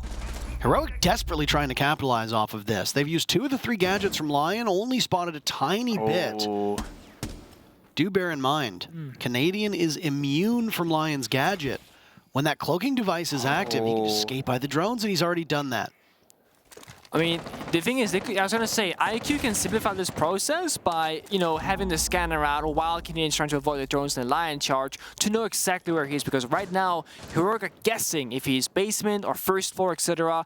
And he's wasting so, like, they're still looking for the basement. He's not there. He's in bar.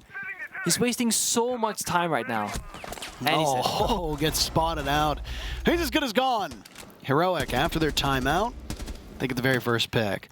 Took a little bit longer than previous rounds. Big punishment. Huge from Gavin. Noodle tries the stairs, but that's Gavin's playground. Heroic are frozen in place, but for a second, trying to figure out how exactly we're going to get this guy with a frost shield out of there. Yeah, that was the same issue that last time, right? They kind of went into the Ivy hallway, 2 members just died to the player in the shield, that's Pambasu. And it is hard to clear this position, but if you just walk into Fireplace, where Juma is right now, and win this gunfight, great job, then you can try and deal with that shield position. Once the shield falls, this gets way easier. Oh, Pambasu goes for broke on the opening inside of Office. Takes down Uno after the castle barricade had been split wide open. 3v3, but Juma has sacrificed most of his life.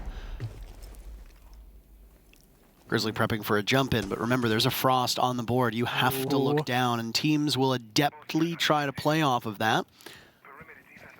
Grizzly vaults in, knows it's not there. Sloth not too far off. Oh, wow. No. Not That's good. not what you want. A team kill from Joom onto Grizzly. Sloth is now dead as well. DZ looks to have tied it up.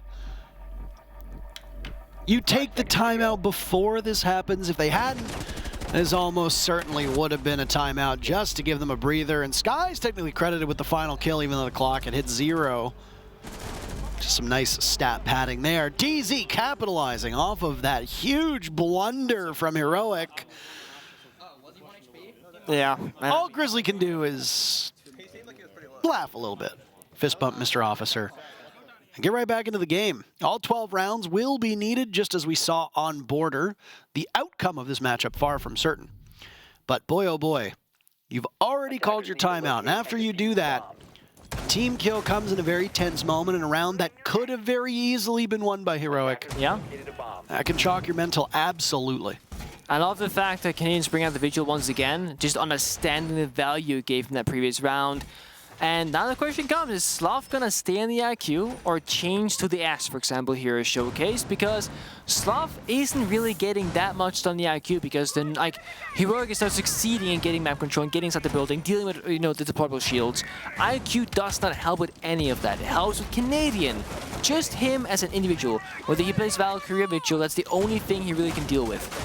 And sure, he ended up getting the kill with the gadget through the floor in library onto Canadian. After that, Sloth is nowhere to be seen, doesn't need to get much done. And when Doom isn't in the right position at the right time with those grenades, they cannot progress as a team. So we're gonna say, let Canadian have his fun, be a menace in the basement or whatever with the Vigil Cloak, but now we're gonna enable our own player instead and try and match it 5v5. Oh, there we go. We're back with colors. It's always fun. It's always fun when It's always fun. It's always fun when it gets jammed. Just a shout out to all the mute mains out there. Even after the change. Oh my, Noodle.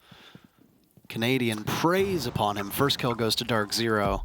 That was way too easy. He just walked in like he owned the place, but he did. He shouldn't be. I mean, Heroic could very easily be tilted off of that one, Nick. Canadian under fire still inside of Garage, losing a bit of his HP, but Heroic cannot capitalize off of it. There it is. Grizzly catches him. Spoke too soon. Good catch. Seemed like an opportunity almost lost. and then it wasn't.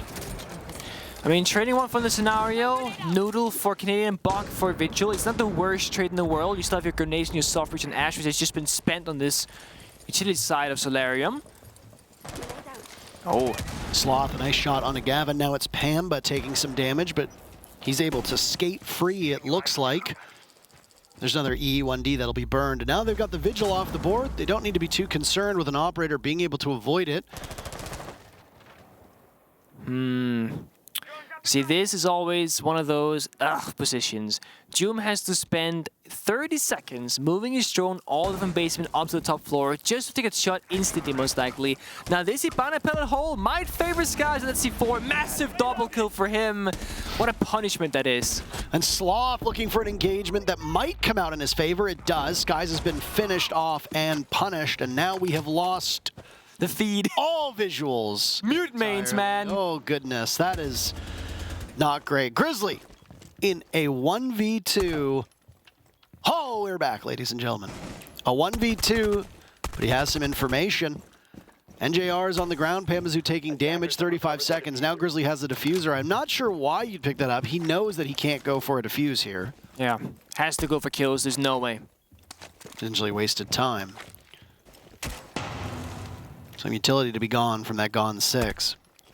Grizzly needs to wait them out. And through the kill hole on the ground. In the table. That is like an impossible angle to be unless you're pre-firing it back. I mean, you're not going to see that ever. Never in a million years are you going to get the drop on a pro player in that position. And now, Heroic without their parachute. They're staring down map point. DZ coming back from the dead. That C4 really changed the entire outcome of the round. Not only did he get the one kill, he got both of them on the window rappel. And that's basically thanks to a mute jammer. Jammer was on the wall, which forced the breach to try and breach above the wall itself to toss a grenade in to get the jammer. You can also bounce it to the doorway from the big window rappel, but they opted differently. And it got used against him to great success by Skies. Again, the experience coming through here, understanding the options available at his disposal, and chose correctly and waited for that opportunity to present itself. Now, Canadian, for the first time this entire map of Chalet, is playing a passive operator. He's on bandit duty. He's going to be tricking walls and denying a breach from going up, or going out rather. The question is, how exactly is he going to bandit trick on basement Chalet? So he's going to be hiding? Yeah, he's going to be hiding in blue. So they're going to go for this breach. There's going to be no wall deny.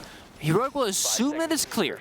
Then he will trick the wall as they will blindly try and open up with Thermite and successfully do just that. And because Heroic's only playing a single or hard breach, that's actually very painful to their lineup. If they were playing 2 hard breachers, wouldn't be a big deal, but they only have 2 exothermic charges. That trick is half of all their breach. They're gonna EP, it's clear, Thermite, and Bandit trick. Excellently done by DC, excellently read by Canadian. First kill goes to Heroic again. And even though they do tend to come out on top on first kills and first bloods, it doesn't make a massive difference in the actual score sheet. I mean, it obviously helps them keep even pace, but the way these teams are playing, we're set up for what could be a second 7-5 in a row, with both teams taking their own map by the skin of their country teeth. I mean, that means that we'll have an absolute ball on Theme Park, but let's look ahead of ourselves. Heroic have the upper hand by 1. Pambazoo, who's been the best player for DZ, is gone, but now you've lost Sloth, who again started picking up the pace and has been mighty fine. Canadian, after that trick, and then pre-plays all his bandits and play actively. And now with this backside breach on towards Trench, that's the only hard wall that Heroic can open up. That means DC to know A, where the push is most likely going to be coming from, and B, it's the only way in, but it does not matter. Heroic, no map control, has not cleared the roamers either. It is not looking good for them. Walking into their death, 1 by 1 by 1. And what now? Now we can drone, try and pick up the pieces, but we gotta eventually just go for kills, right? Like, nothing's really gonna help us. We don't have the correct lines of sight. We have no hard breach. We have 1 grenade in the pocket of Doom, and we have 3 guns. That is all we really have to work with here. Barricades being broken, 1 minute to go. Gavin, he's got the read on the vault in. He doesn't need to do anything. He can sit and wait for that single player because right now DZ has an extra floater player that can go wherever they want. Heroic are the team that currently trails. Nade goes out. Joom looks for the read, can't get it. Gavin gets the jump in. Down goes Grizzly as well. Joom in a 1v4. DZ want this map so desperately, and they just need a single soul to do it, and they'll get it. Caught. DZ take their own map 7-5. The exact same scoreline that Heroic prevailed on Border. And we have a third map between these teams. Again, they both had to work for it. But we'll go to Theme Park, tied up at 1 apiece. And the best thing about it is that there is absolutely zero way to tell who's fair to take it. I mean, what an impressive run by DZ, taking those final 4 rounds, flawless. Then a timeout is called. Heroic messes up. There's no way around it. And when DZ lost that first map, yeah, they were disappointed. But the look of dismay on the faces of Heroic, well, they tell their own story. We're 50 minutes away from an exciting conclusion in this best of 3. But we got a break ready for you before we can get to it. Sit tight. We'll be back in just a couple minutes.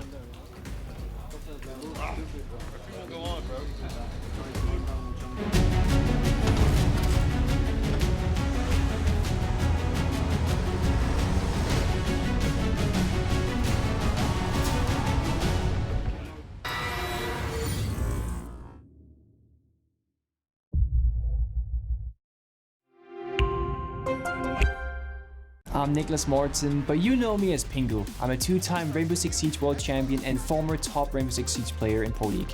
Welcome to my Siege Ranked Bootcamp. We're talking 20 seconds left on the clock, you got the diffuser in hand, what do? Play the way that you're comfortable with, because you have confidence when you're in this position. That is when you're gonna be at your very best. Good luck.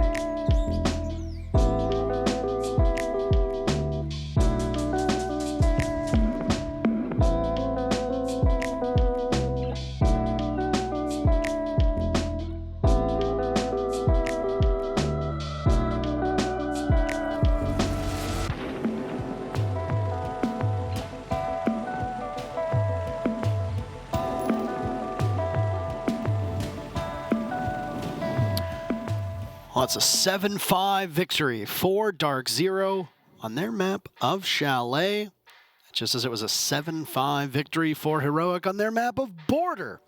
And DZ intent to put this one away, winning 2 in a row. Well, they've engaged the banana buff. I mean, it worked out great for them last time, right? Charlotte Major.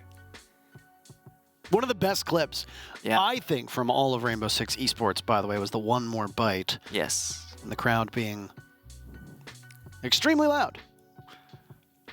I do want an exit interview about the war paint. I really do. Is it just to get them in the mindset? Is this like psychological game? Yeah. I'm not entirely certain. Let's talk about the matchup though, Nick, because that's what people want us to do. I mean, it's a great matchup back and forth, to be honest. At no point in this match on Chalet where we're like, okay, this team is going to win. It's guaranteed. No, not at all.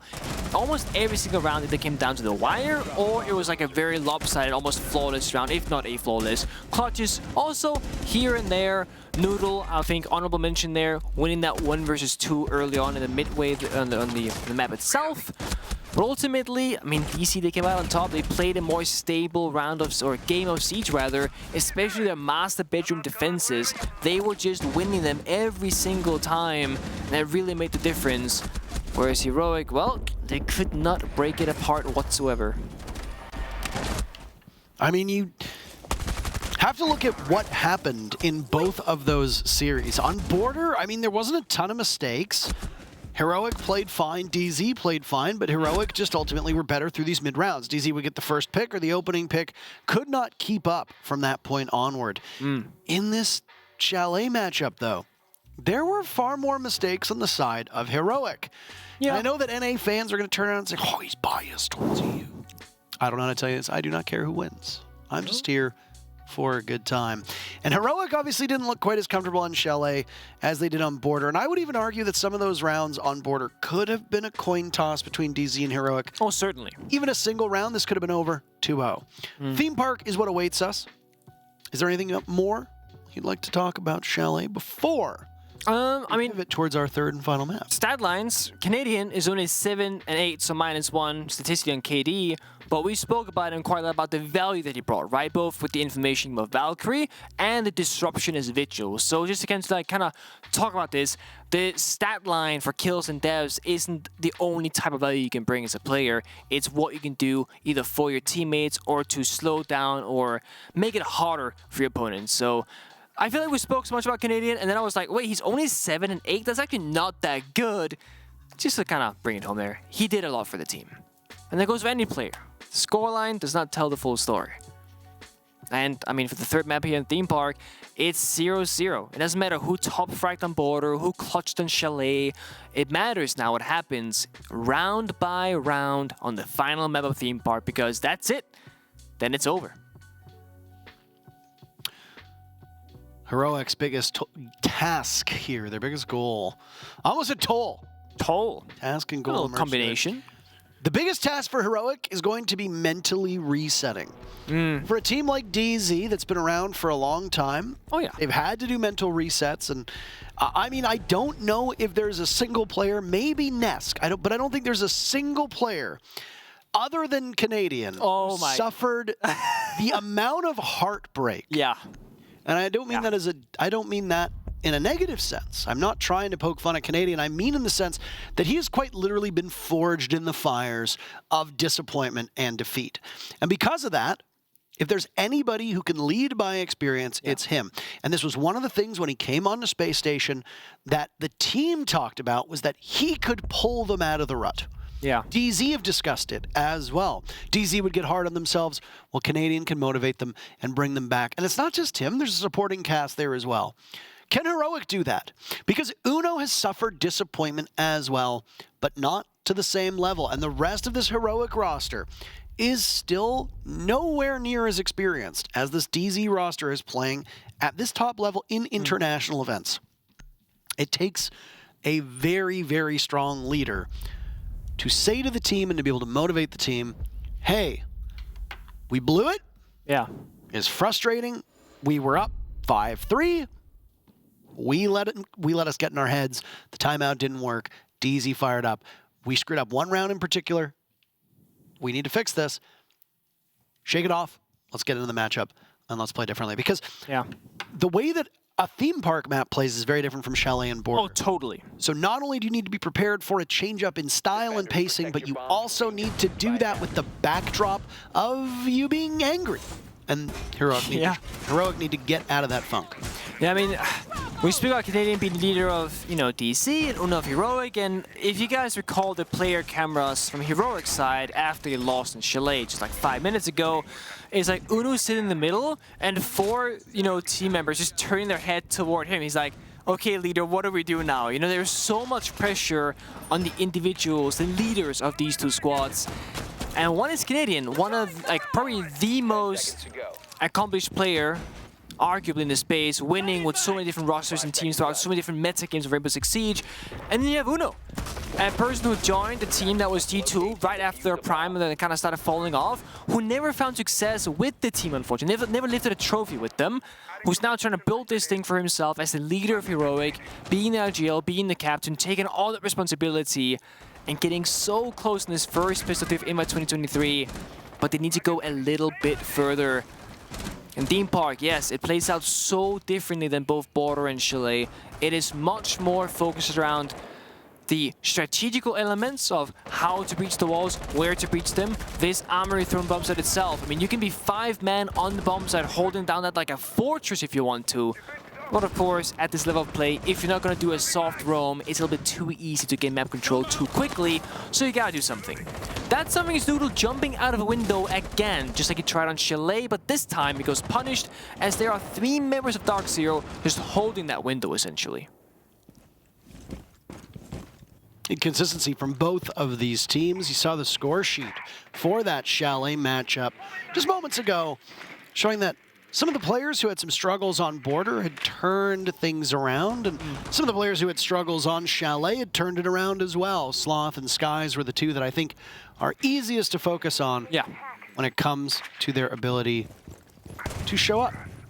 And again, Sloth and Noodle only officially, quote-unquote, being on this team since, February 1st. So it's been a relatively new period of time for Heroic, though I will say that just because somebody is announced on that time doesn't necessarily mean that they've just joined that team. Sometimes it's just when the transfer window opens, and sometimes it's just when you get announced, but you've already been scrimming with that squad for a couple months. Yeah, I mean, you gotta make the announcement videos, make it all funny and exciting, right? You can't just say, oh, this guy joined that team, get excited for us. Woo! Gotta make it engaging content pieces.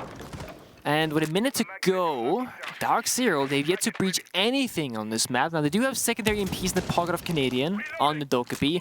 Those might come in handy.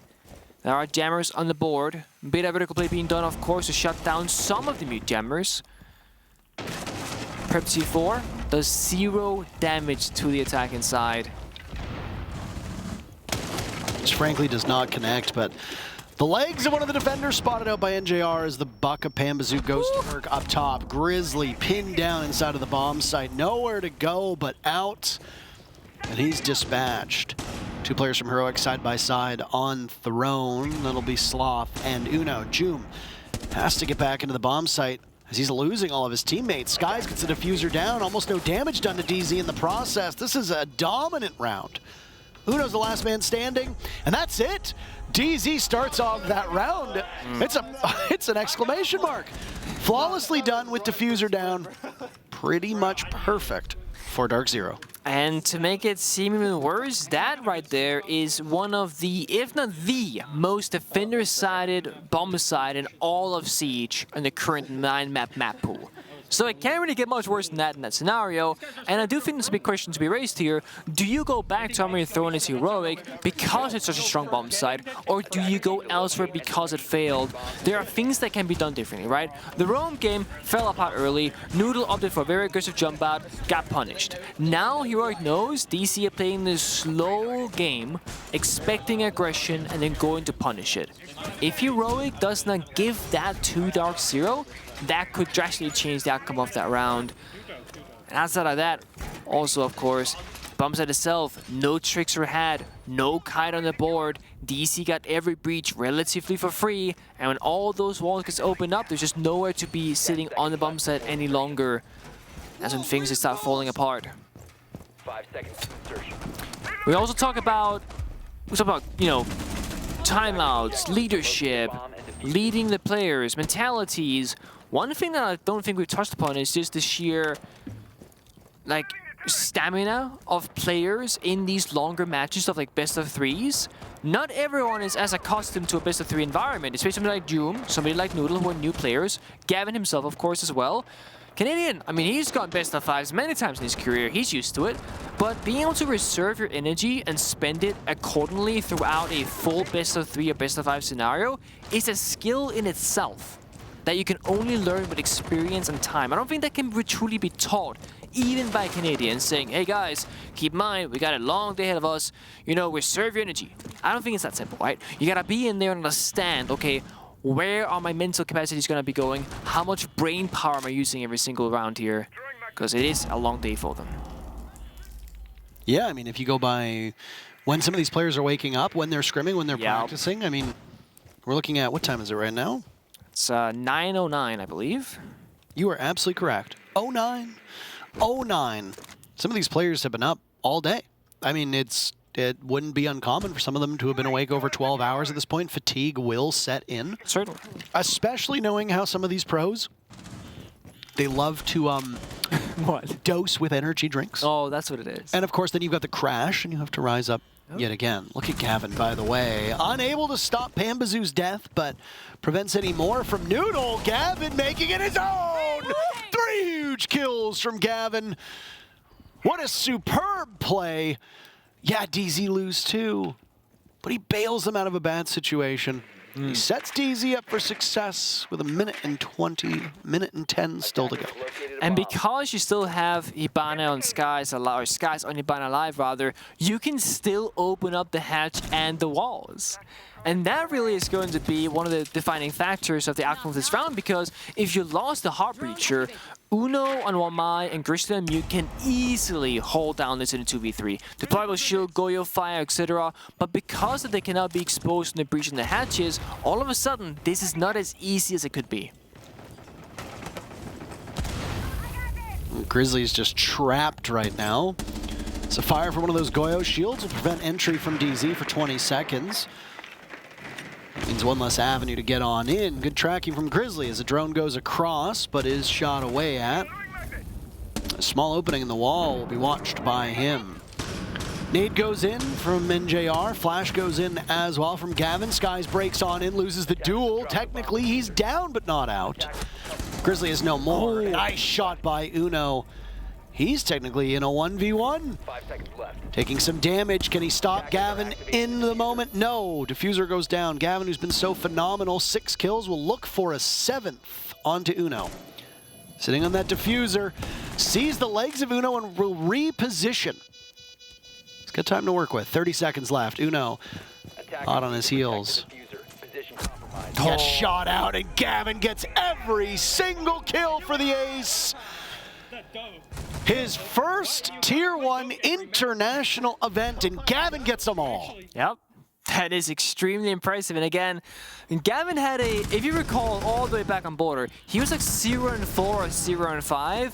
And I always say, the hardest kill to get as a player is going to be your first. It's one of those like, I don't want to go 0-5, but I kind of am, and now I'm in my own head about it. And he goes from having a really slow start on Border to in the second round of the third map getting an ace.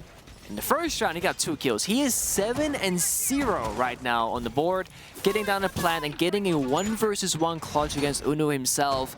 And we always speak, you know, about how players should not feel threatened by certain individuals. But if you're up against a big name in a 1v1, it is never easy. It is very possible that you doubt yourself, that you feel nervous or pressured. These are players that you have likely been looking up to yourself as a player when you were younger, you know, than 18, when you couldn't compete. Gavin just turned 18. He is more than likely to look up to players like Canadian, like Uno, and now he's playing alongside one of them and beating the other one in a 1v1. That is phenomenal. Great start for him. Exactly what you want, and it's just going to continue to give you so much confidence as well. What you said, by the way, about how, oh, you know, the first kill is the hardest. Yeah, I mean, Time after time, player after player will tell you that. So it's not even just your own ability and your own history. You know, there's other people who will vouch for you. I feel very reassured now and comfortable in my opinion. Well, you're very welcome. Skies walks in, cannot win that duel at all. Grizzly loses a bunch of HP, retreats back to his shield. Skies down, reunited with Ash, an operator he used to be so familiar with back in the Elevate days. Oh boy. Those of you that will remember those. I'm gonna go out and assume here that DarkZero is trying to change the pace and catch Heroic off guard. Right? They played a very slow Chalet, relatively slow border, pretty slow first rounds on Theme Park, because there's no follow-up from Sky, so they didn't want to come into a full side rush and kind of throw the round away, but they want to see what happens if, which is kind of throw something at the wall here. Does it stick or not?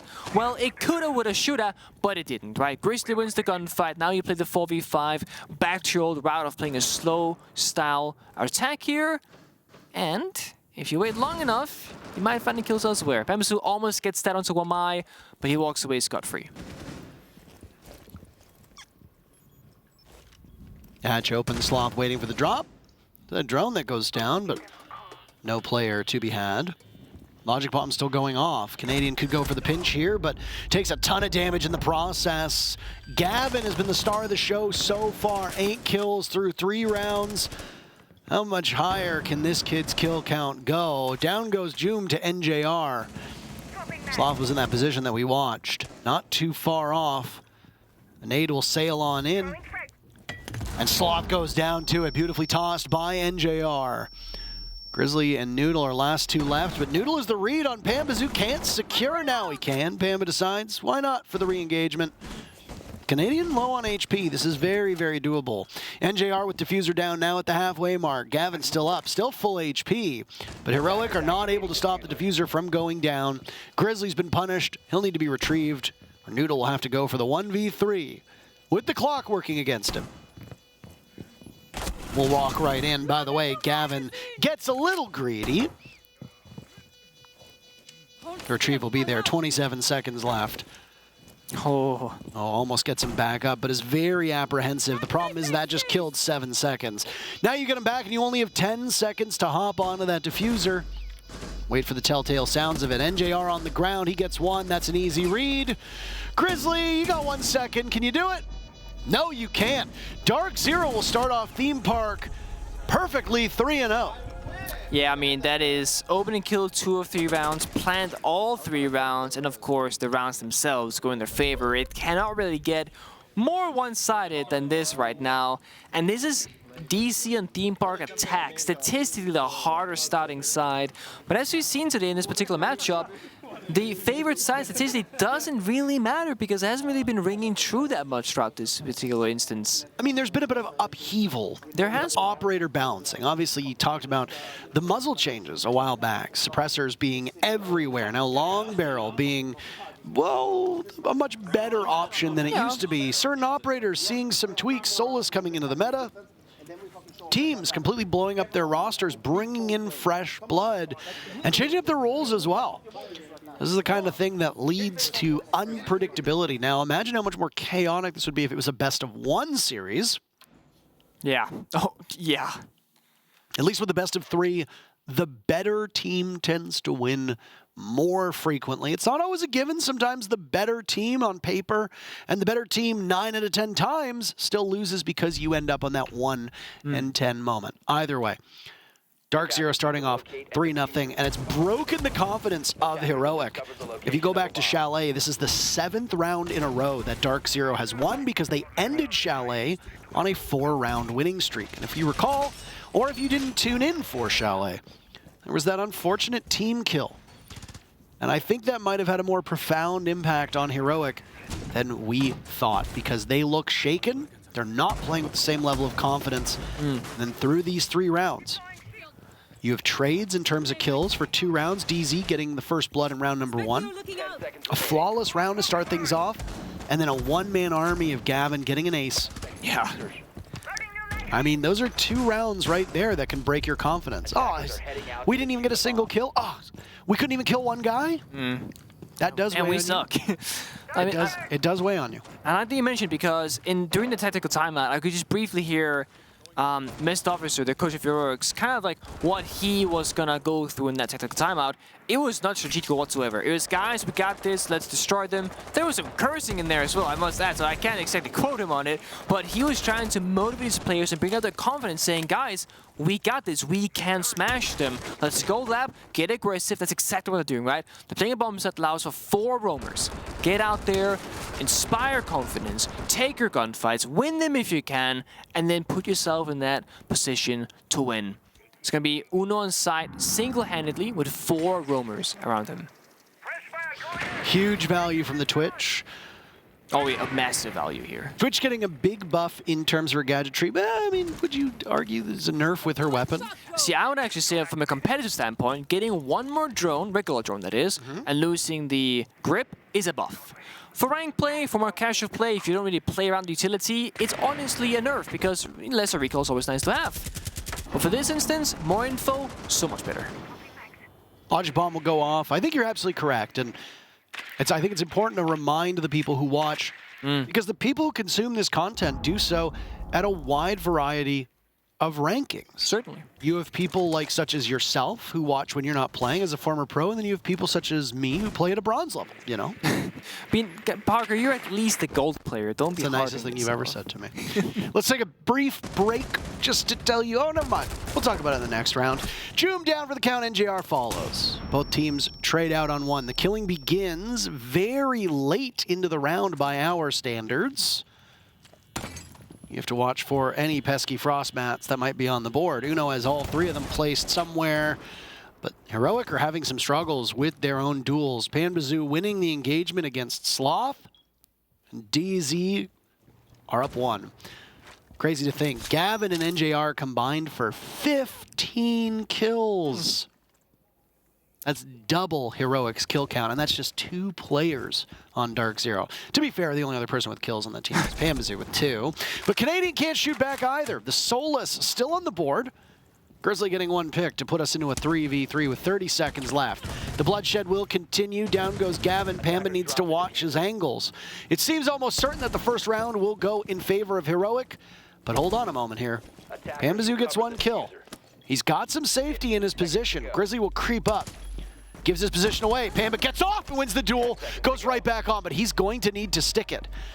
Will he be able to get past the point of no return? Noodle allows him to do just that. Pamba's up and the position's been given away, but he looks the wrong direction. A tense moment and a 1v1 that breaks in favor of Heroic, but it so easily could have been a DarkZero 4-0. Heroic gets on the board, and that is something that they so desperately needed. I'm not gonna lie. Was it Noodle on Oryx, I think? Right? Yeah, it was Noodle. He played the 1v1 like an absolute brainiac is what I'm gonna say, because instead of circling around this area, he talks on the sandbags essentially, and Panbazoo, he wide swings the angle, expecting him to try and swing back. He's just sitting in that corner, and it's like the most obnoxious, kind of weird, unorthodox, doesn't make a lot of sense play to make, and that's exactly why it worked. It's the last thing anybody really expect in that scenario, so you go for the wide swing, right, to fight back. Oh, he's not even doing that. I am dead. Okay. Well done for Noodle. I mean, Uno as well, praise to him, held on the bomb site, got those 2 kills, burned down the clock. Pamba then found himself into the 1v1 situation by playing it smartly, also that drone giving information to him to make that right decision. But it comes down to the wire again. And the lab bomb site, it works out. Very underrated bomb site at that, I would say, because again, you can play 4 roamers, 1 bomb site. It's hard to rush that side, so 1 member is all you need. You can play the entire map, like quite literally, the entire map on that bomb site. It is so much to clear for the attacking side. But the issue is, once you win it, it's locked for the following 2 rounds. And if it's the only place you found success, it is where you want to go back to, but you can't. So throwing this up instead. Spawn pick attempt. Noodle hits the shoulder instead. Very close to Canadian's head, but he misses. Troy stays alive. What do you think the point of no return would have been for Heroic there? DZ wins, they're up 4-0. Yeah, I think that's the turning point. I think that might be it, but I think if you take a tactical timeout, as it did after round 3, and your coach is, just literally no strat talk. Just like, guys, we got this, confidence, confidence, confidence. Get out there, you're so much better than they are. And then you lose the 4th round. I mean, that's the point of no return, I think. Yeah. Now they had those words of encouragement. They then succeeded in their job. They won a 1-1, massive win for the team. And now they got around the board. This is a moment for them to start building momentum to work with, but it can very quickly be taken away again. Ah, he reads better off it. Never mind. Soft poised, waiting for the drop into maintenance, but nobody's going to have it. Or down below in maintenance, sorry. Gaveni will open things up. Gavin into Throne. And a pre-fire from that back position, but he looks in the wrong direction. Uno's there, ready for it. Heroic with the lead-off kill in this round. At least the shining light is that Gavin was able to get those Selma charges off in time. It's true. I mean, I will say one thing is that the Selma charges are placed vault height rather. So while the breach is successful for getting pressure towards the bomb site itself, denying some safety, it's not a great entry point for DC, but they might never get to the entry point scenario because they're falling apart in the roam clear right now as the 3rd member just gets dropped from the map. Heroic seemingly finding something here. There's the vault. Pam in a 1v5. These two teams, they love their flawless rounds. Yes, they do. Heroic within moments of being able to get their own in this map. They've already got 2 so far on the matchup. Heroic had a flawless round on Chalet, had a flawless round on Border.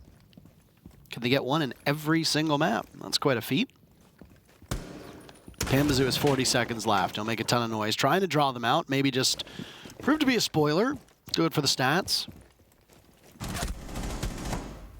This is the engagement right here, and Pambazoo loses it out to Noodle. Heroic starting to warm things up. They're a single round away from tying the game, and it is indeed flawlessly done in round number 5. Yep. Now they can tie it, or they can go on that 1-round disadvantage. Either way, the side swap is going to be the most defining factor, whether it's going to be a statistical success of like defense is just easier or attack is easier, but the thing is, I would say defending on Theme Park, regardless of the meta right now what it was 2 months ago, I definitely see defense being significantly easier, right? The nature of the map, how it flows, how you have limited access to bomb sites, you have strong areas you can control on the map, like for example Cafe or a Cache on the opposite side of the map, Arcade Stairs, hard to walk up on, Yellow Stairs, hard to take as an attacker as well. Unless you have some sort of element of surprise or an execute operator like let's say Ying or the Osa or maybe a Monty for example, there's just no easy solutions for the attacking lineup besides shooting heads. When defenders have deployable shields, utility, magnets, Romitis, etc., it's not that simple to hit those heads whatsoever. 5 seconds remaining. Final round of this heroic defense. DarkZero on attack. Over to Bunk and Daycare we go. Only 1 bomb site hasn't been played, is that correct? That would be correct, and that would be the, what's the word? The office initiation. Yes, that is correct. The other top floor bomb site, despite it being such a hotly contested part of the map, you contest the map control, you don't contest the bomb site in it. But it is a very, very important artery that leads into the Bunk Daycare portion of the map, and also leads eventually into that Throne Armory defense down below. Throne being the most played bomb site so far, played 3 times. The first 2 rounds went to DZ so dominantly, but finally the most defender-sided bomb site in the entirety of professional play broke for the defenders. Well, in the round that just transpired. And it wasn't flawless, so it is a good bomb site after all. Who would have thought? Not me. Not me. Not me. DC again, kind of changing the pace here round to round. Some rounds they go super fast and they go that medium pace. Right now they're opting for a good old slow approach here, keeping Heroic guessing as to where they might be. Now DC does not have the nuke available, they banned it themselves. So there's no trickery or foolery around the bomb site of where they might be. Heroic should know where most of these members are going to be attacking from. Gavin with a global gadget on the balcony of Cafe can apply some pressure and still utilize support for his teammates, of course, across the map. DC looking to break into the break room here, which is no easy feat because you gotta rappel in these windows, but no one's actually contesting from the side of Heroic. This is actually doable. Logic bombs go off yet again. DarkZero has very much favored these operators that are great at giving your position away and forcing you into the same spot, whether it be the Lion, whether it be the Dokkaebi, etc. And NJR will pounce on what could be one of the players from Heroic. He doesn't find anything just yet. First kill goes to Gavin, but he's answered back by Joom. Uno was the one who had been felled. The smoke off the board means no toxic canisters for the final 40 seconds. It's actually quite damaging.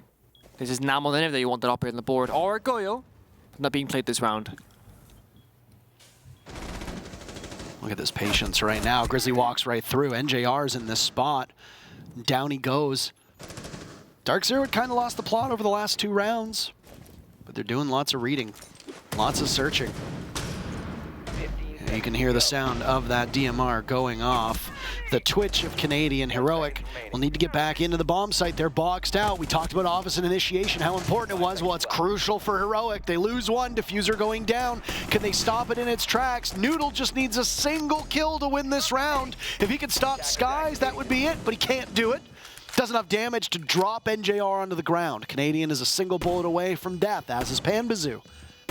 NJR is retrievable. A lot will fall onto the shoulders of Skies, but Noodle's trapped. Is out of the waiting room. He's got a vault hole over by office. He'll make some noise. They know exactly where he's coming from. One set of eyes from Cafe, one from inside a bunk, one from inside a daycare. And it's NJR credited with the final kill, who've been picked back up off the ground.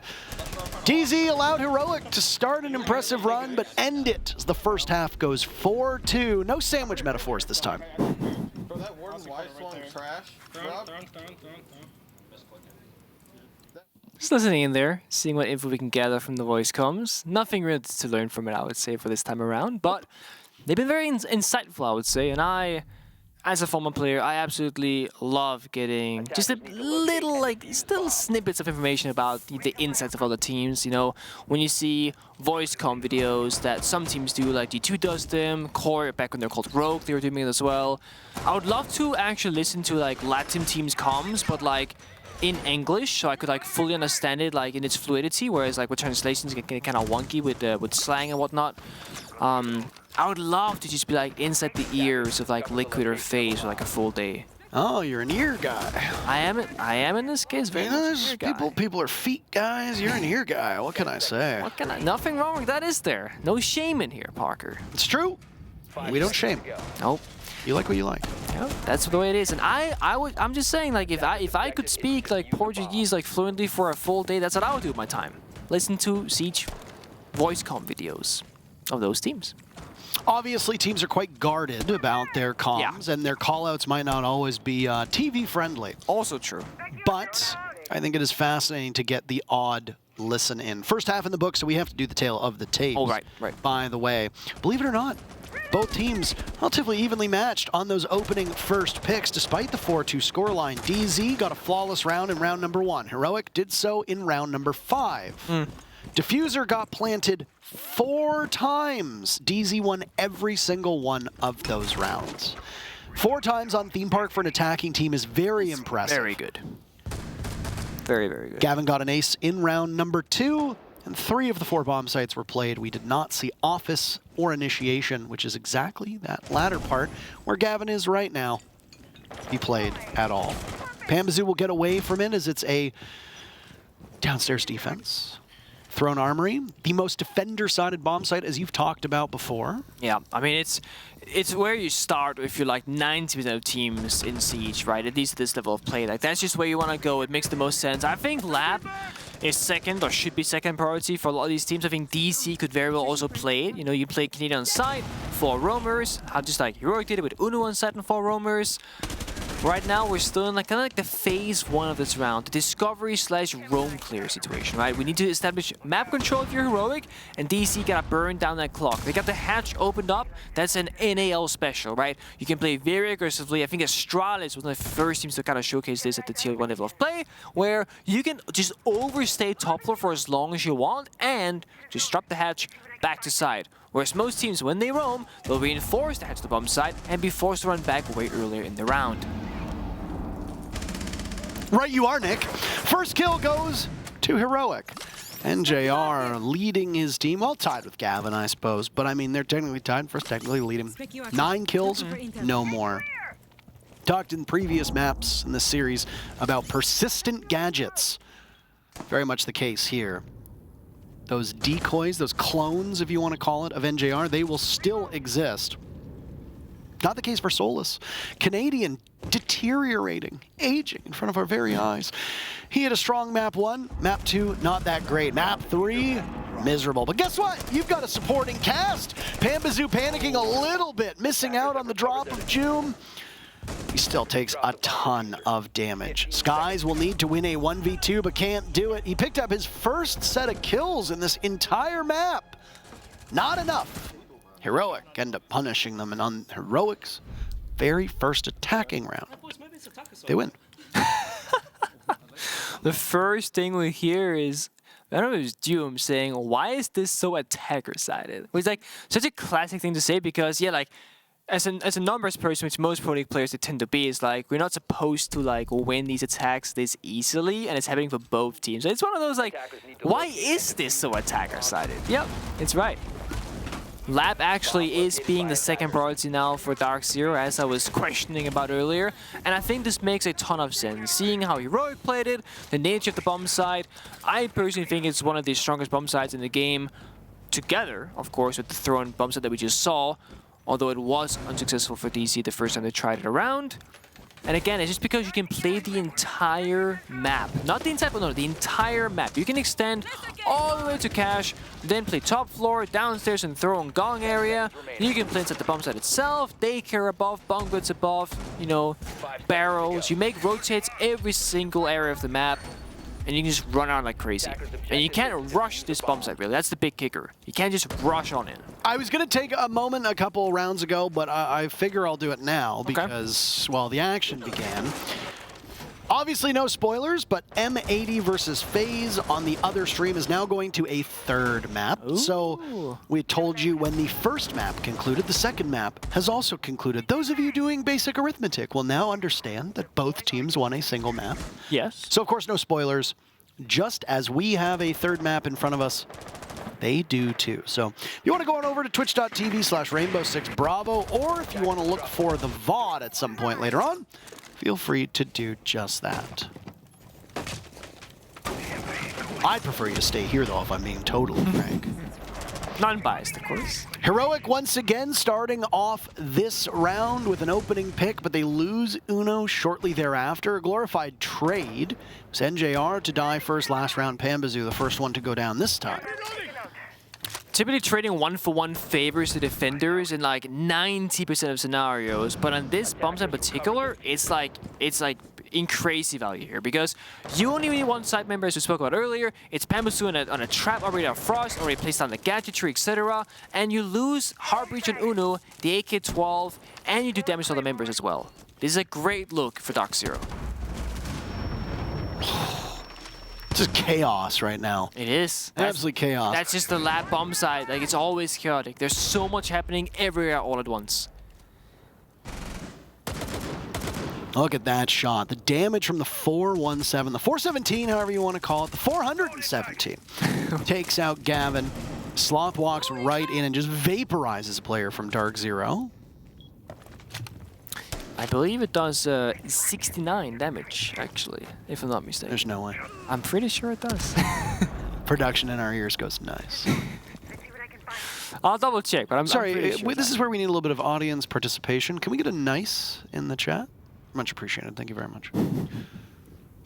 Or don't. I mean, you don't need to say nice if you don't want to. Either way, upper hand goes to Heroic at the moment. These have been A bit chaotic to start off with, but then things have slowed down an awful lot. Joom dropped as he goes through the doorway. Look down, there's those EDDs.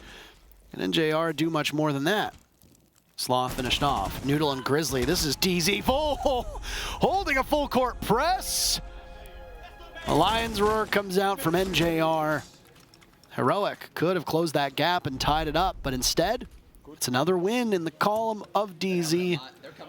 2 rounds away from a victory over the EU Heroic squad. We kind of touched briefly upon it earlier on, what map was it? It must have been Border. How on Border, how like traps, and it's particularly like Frost and Capcom traps, how like easy it is to get hit by them even at this level of play. And in that round, Heroic actually droned out the Capcom traps in both bathroom doorways, which means they had information that the Capcom traps were there, exactly there. But that happened 2 minutes earlier in the round from when it actually injured a member of their team. And it's one of those like, did we know that a Capcom there? And then somebody goes, oh, actually, yes. And the thing is, you're always working these like short-term memory gaps when you're a competitive player, because you cannot keep track of every single thing that's happening for the entirety of the round. So you're always kind of choosing what's relevant, what do we need. And in a perfect world, you will join out that Capcom trap, and then you will be like, okay, this is important at some point in the round when we get to the bomb side. But right now it's not. I'm gonna forget about it. And then, again, in a perfect world, you're supposed to go back to that information, be like, oh, by the way, guys, bathroom door, Capcom traps, be careful. But rather often, especially from certain players who are not, they're more mechanically gifted with gunplay more so than strategically, they will not really get back to that point. They'll be like, oh, right, there was a I did know that, but it didn't really click for me. Definitely a thing that happens. We kind of saw that round. Nobody to be blamed for it, but something that you can work upon, of course. We're not chess players, we are siege players. We live in the short term, not the long term. That's chess erasure. There are chess players. There are chess players who also play Rainbow Six. Don't say we're not. Don't say we're not chess players. You don't. Who do you speak? You know who plays chess? Sam Stokes does. He does. Maybe DZ do too. Who knows? Panbazoo gets the very first kill. Down goes Sloth. These two players have been involved in the opening pick so frequently, and I mean, with the way that they've been playing their roles, that's pretty understandable. And JR's also been involved in it as well, and he takes a chunk of damage. Half of his HP gone. Again, a relatively slow round. But the good news is that there's a Doc on the board, and those stims are mighty strong. Doc needed those changes after Thunderbird came into the game, and because of that, NJR gets back to full HP and a very handsome overheal. We're huge on the Doc change. I mean, it's... I love when we see like year 1 operators being like very present in the current like version of the game, essentially, because it's easy for the simple operators to kind of fall out of the game, right? They don't do that much, but the Doc change really brought him back with a simple change. Noodle from below, 8 kills to his name. Searching for a kill on that railing, cannot get it. You go back upstairs, try to re-engage. Looks like it's Canadian, the one who will be watching over arcade stairs for you. Uno's controller's batteries died. He's searching for them somewhere in the building. We hope that he finds them in time because there's only 50 seconds left in the round. 4 kills separate DarkZero from match point. The problem is that Heroic needs to go up the stairs. That's half the battle right there with these maps. I mean, you play Cafe and try to go up the stairs. Tell me how that goes for you. Okay. Nice read by Noodle on the Canadian. Down below, still inside a lab, but this has killed 30 seconds worth of time, Nick. All right. I mean, they gotta go very soon. It's Noodle's time to go up those arcade stairs. Panbazoo crossing over towards Cafe, engaging, wins the fight, looking for the drop. Is his read correct? No, it's not. But now Noodle will go up those same set of stairs. Uno taking damage, but he trades out in the process. He gets finished off. It's Grizzly engaging with Skies. It's a shotgun long range, and the pistol comes out. This is never a good sight. And Grizzly knows that it's over. The clock gives the round to DarkZero. They're on series point. Yep, and you see they're staying calm and collected. Not even a brief moment of celebration for DarkZero. They mean business, but also they know that this has maybe been a bit tough of a battle than what they anticipated originally before this matchup started. Looking at, them playing with Slav instead of their supposed player of Oscar. looking at how Chalet Major went, you know, this is a rematch where DC won 7-5 border, 8-6 Chalet. Not easy by any means, but that was also best of 1 times. This is a best of 3, different landscape entirely. Possible last round between DC and Heroic, the group stage at least. It's gonna be thrown up next on the board. And Slav had a bit of a quiet second map, decent first map. Doom, however, he was doing rather well through both map number 1 and map number 2. He's currently 1 and 8. And when you're defending as Heroic, I'm not really gonna question that too much. I don't see Doom as like the defining factor for the defending side of this team. But on the attack, however, I mean, we saw it last round. There was a lot of, you know, inaction. Just nothing will happen. Just the Heroic waiting around for better days. No one is acting upon anything. Doom is like the player who tends to do this. And Benja Master, when he was in Heroic, was the second person to follow up, right? It's going to be Doom and Benja being aggressive and Uno kind of being that middleman to lead them forward. Melo, when he joined, they kind of tried out a couple of things, but ultimately he was putting a more supportive cast. We're except that for this lineup, we want something more aggressive. Right now, it's not really hitting their mark. Keep in mind, those first 3 rounds being so disastrous for Heroic required them to call their timeout very early.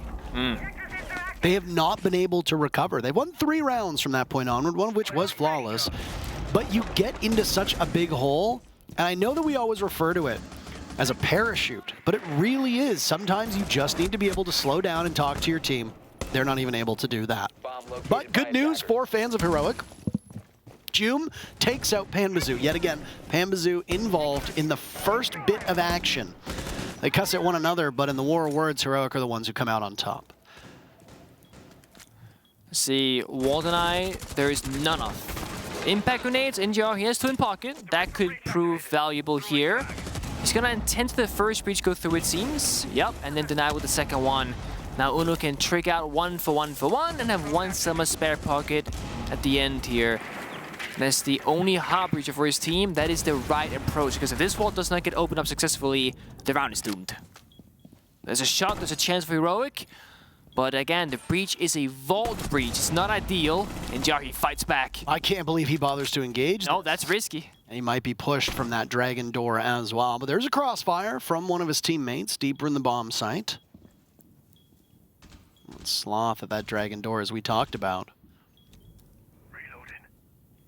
Uno in position as well. You talked about this being a chess match. Well, they're moving about as frequently as chess pieces do. And we're not talking Blitz, but the classic version. No, not at all. Nade comes in from Juma. It's big. Characteristically poor game, blowing up NJR. Now there's free passage. Woo! Long range, Juma takes matters into his own hands. Had 2 kills before that little burst of action, but DZ fights back. They've still got some life in them.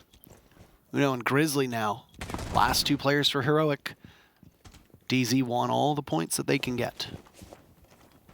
Canadian, the old vet, Gavin, the brand new player. Attackers are activating the bomb diffuser. Calls going out from the teams. You can hear it yourself.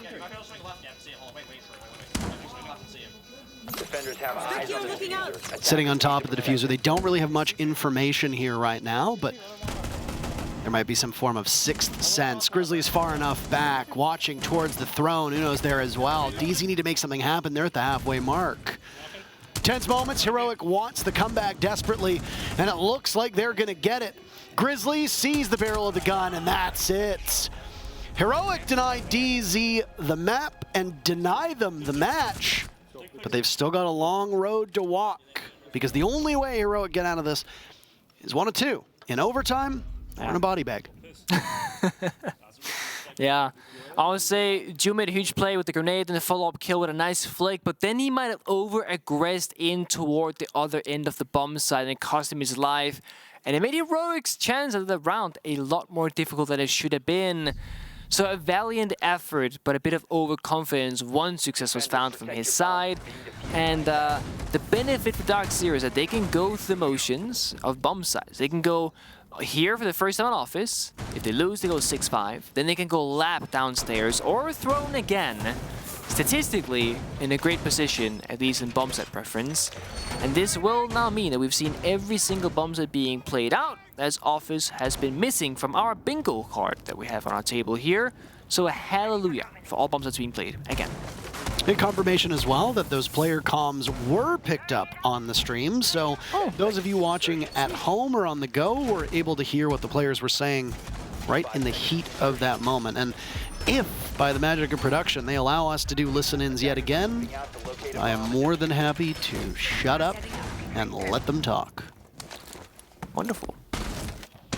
I mentioned many rounds ago that Ying and or Munty would be a great execution enabler to get a way into some of these rounds.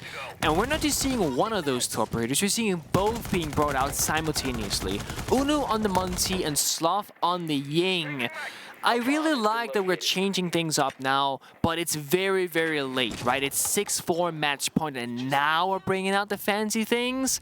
I would like to see this before we're absolutely in the gutter. And I keep saying we, and I'm sorry about that, but that is just the way the cookie crumbles. However, Heroic, they got a tall task ahead of them. They need to show that this change was for the better. Sloth not having the best success in the attacking side so far. He's okay with the 5 and 8. I think him leading the charge with Uno could prove much more valuable on the Ying, however. He did a great job on IQ and Chalet, which is a similar kind of setup operator as well. I like the ability to repick into this. This is going to be a very challenging lineup and a very frustrating lineup to deal with. But I like some of the tools that are being brought here from DarkZero. You know, they flexed onto the Warden. They suspected that this was coming. The Warden got picked. You've got Solus as well to give you some information on where these gadgets are going to go, especially if there's smoke on the board. So you've got tools here for DZ to get themselves out of whatever tricky situation Heroic tries to put them in. Oh, I agree. And it's kind of troublesome. Like, Sky's in the vault position. He will deny the entire bomb set of Office. And then you got... Oh, never mind. You got Ninja jumping out a window, getting a kill. No cover. No ace available. That's it for Hard Breach. You have to hope that the Selmas were able to open up as much as is humanly possible. Canadian sacrifice for the greater good. Heroic finds 2 kills very quickly on. They'll split their forces now. The Ash opting for another way in, but both Sloth and Noodle get spotted out. The Monty is still up with Diffuser, but that leaves just Joom to watch. Not a lot of coverage. It all rests on the shoulders of one player, and while Joom is talented, it can be a tall task. Diffuser goes down, though. You've got yourself in a much better position than you were seconds ago, but Uno's going to continue to relay information. Joom needs to be wary of getting pushed from the back. Out goes a toxic canister. Joom punched on, and the Monty goes down to give DZ the win. They'll climb on that Diffuser and make it official. It wasn't 7-5, but it was 7-4. It's as close as you're going to get. A nail-biter between both of these teams, but the North American squad picks up a victory on map number 3. Yeah. And I mean, a great showcasing from both teams. Also, the new members of both teams. Gavin getting an ace, having a phenomenal game on Theme Park. Of course, Noodle and Sloth, who's not really new, but he's back, right? He's back. Also had great moments as well throughout these matches. I think Heroic can be happy with what they did against a team like DarkZero. And I think DarkZero answered our questions that we had and fans had about how will Gavin fit into this roster, being very inexperienced. Well, I think the big storyline here for these teams is, one, how evenly matched they were. That's storyline numero uno, and I'm going to keep making that pun every single time he plays. I'm sorry. If you at home are doing a bingo card, I know that I've already filled it in, but you can continue to allocate slots there. Outside of that, the other story, Heroic's mental fortitude. And I know that that comes up a lot, but they won Border, choked it out on Chalet. They had a very disappointing finish to Chalet with mistakes that were entirely their own. And then a disastrous start to Theme Park, going down 0-3 in 2 of those rounds, quite almost humiliating fashion at this level. And yet, they call a timeout, they put the pieces back together, and suddenly they look like a team that was never fazed by this to begin with. And they were still able to come back, and they're doing it with 2 players coming onto the team that don't have a ton of time and don't have a ton of experience gelling with this roster. Honestly, I know that it's a loss, and I know that I'm not a player, and I don't have that player mindset. But I would be proud of the results if I played on Heroic, given the circumstances. No, certainly. I mean, a loss is a loss, sure, but going through maps means you do get some points on the board. You also deny points to DarkZero. When you're in the same group, these points, they matter. And in a few days, we will see if this particular upset of going all 3 maps might have a significant impact on how the group plays out. We almost went all 36 rounds as well. Yeah. Right? 7-5, 7-5, 7-4 on the decider map. It wasn't like one team knew it better than the other. And honestly, I think if Chalet ends a little bit softer for Heroic, I don't know if DZ has that same triumphant start that they did on Theme Park. Because I would suspect that Heroic would be in a better mindset. And would be in a position to maybe stop some of that bleeding that was very present through those first 3 rounds of Theme Park. But that's it for our matchup. DZ comes out on top 2-1, but there's still another game being played. If you want to go on over to twitch.tv/Rainbow6Bravo, FaZe Clan and M80 are doing battle on their 3rd map. But if you don't want to do that, you can watch some commercials. That's what we have ready for you. Great. Sit tight.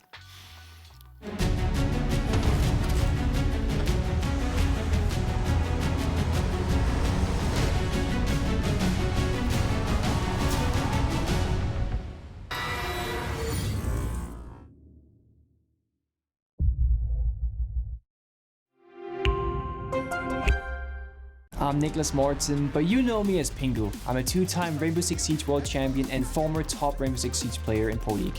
Welcome to my Siege Ranked Bootcamp. We're talking 20 seconds left on the clock, you got the diffuser in hand, what do? Play the way that you're comfortable with, because you have confidence when you're in this position. That is when you're gonna be at your very best. Good luck.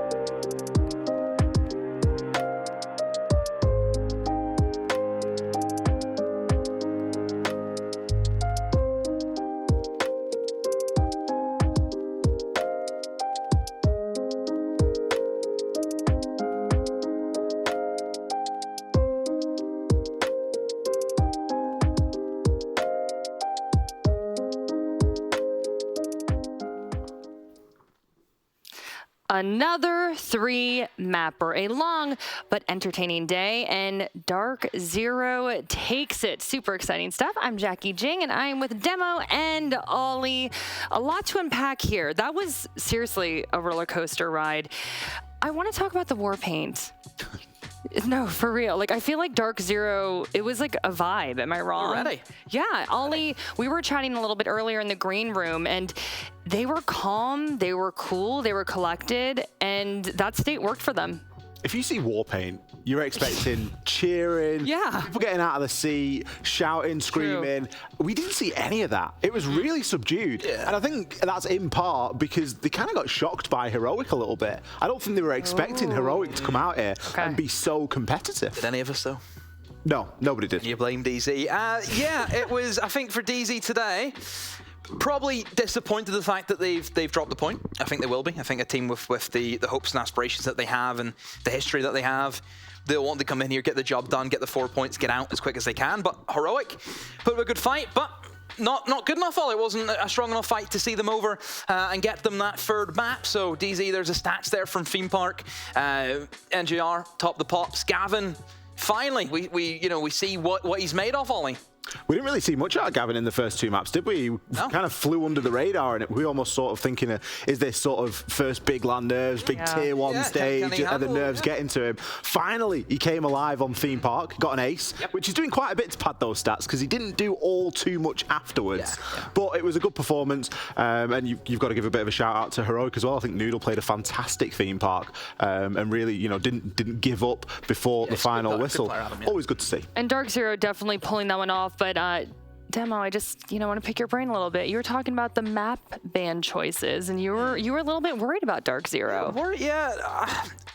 Obviously they've won the series, so what I'm saying, take it. They were fine, So it was fine in the end, but I'm shocked by the second map. I think Chalet.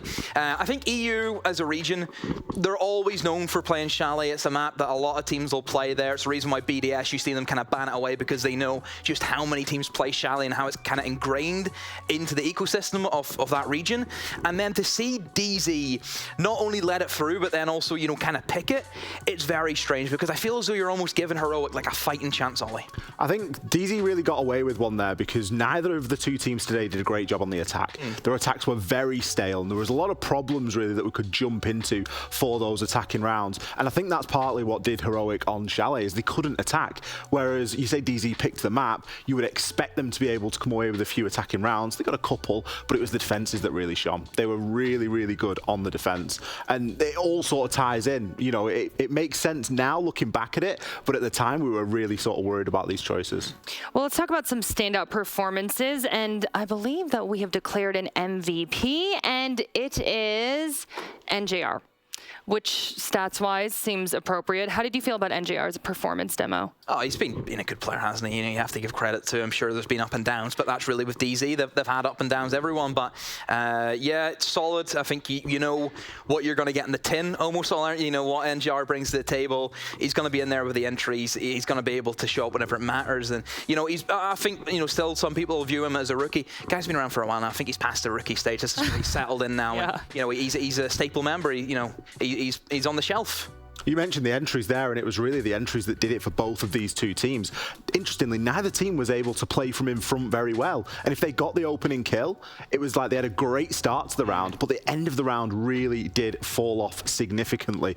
Obviously, NGR, our highlighted player here, our MVP. Realistically, if this had gone Heroic's way, it would have been very easy to pick somebody up on that side as well. It wasn't an extreme standout performance. It was just the most consistent tonight on DZ. Well, we've been talking a lot about DZ, but Demo, I want to pick your brain about Heroic. I believe that they rose to the occasion. No, they did not get the win, but it was a solid performance from them. Yeah, they take a point. They take a point from it. I think they'll be got it with the Chalet. I think themselves having the confidence going into winning that first map, where probably a lot of people would write you off from the get-go. No, we certainly did. I'm sure many people did. But they played a great border. I think it suited them down to a T.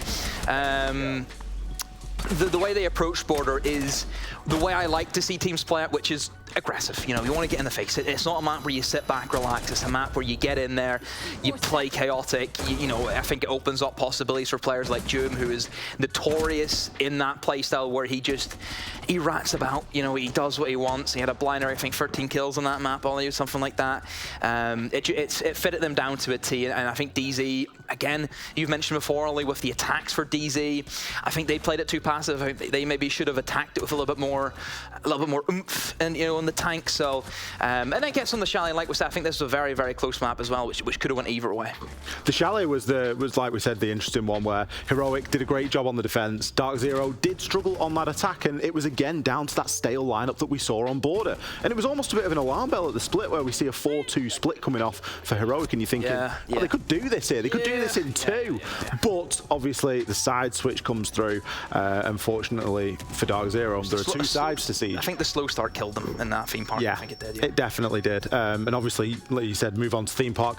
The trend of the evening, though, for DarkZero, they've really been banging their head against this wall of the composition that they want to bring on that attack. And I think that not having that ability to bring something that has a little bit more flair when it's necessary could come back to hurt them. They've got away with it tonight. They've been able to get a result. They've been able to really grind it out with the operators that they're comfortable with. But if they're going to play a Border again, they're going to need to bring something a little bit more. I mean, and obviously for DZ, there's other teams you have to go through. FaZe is obviously the... Heroic isn't the best team. No. But FaZe is going to be one which I think you need to adapt to. We know how deadly FaZe can be. They're probably one of the most quick think teams that we've had in Siege for the past 2 years. They're just on it all the time. So DZ, I think there's still lessons to be learned from that. And yeah, I think they still need to show me a bit more before I'm sitting here thinking, yeah, I think they'll challenge for it. So still a bit to go yet for me.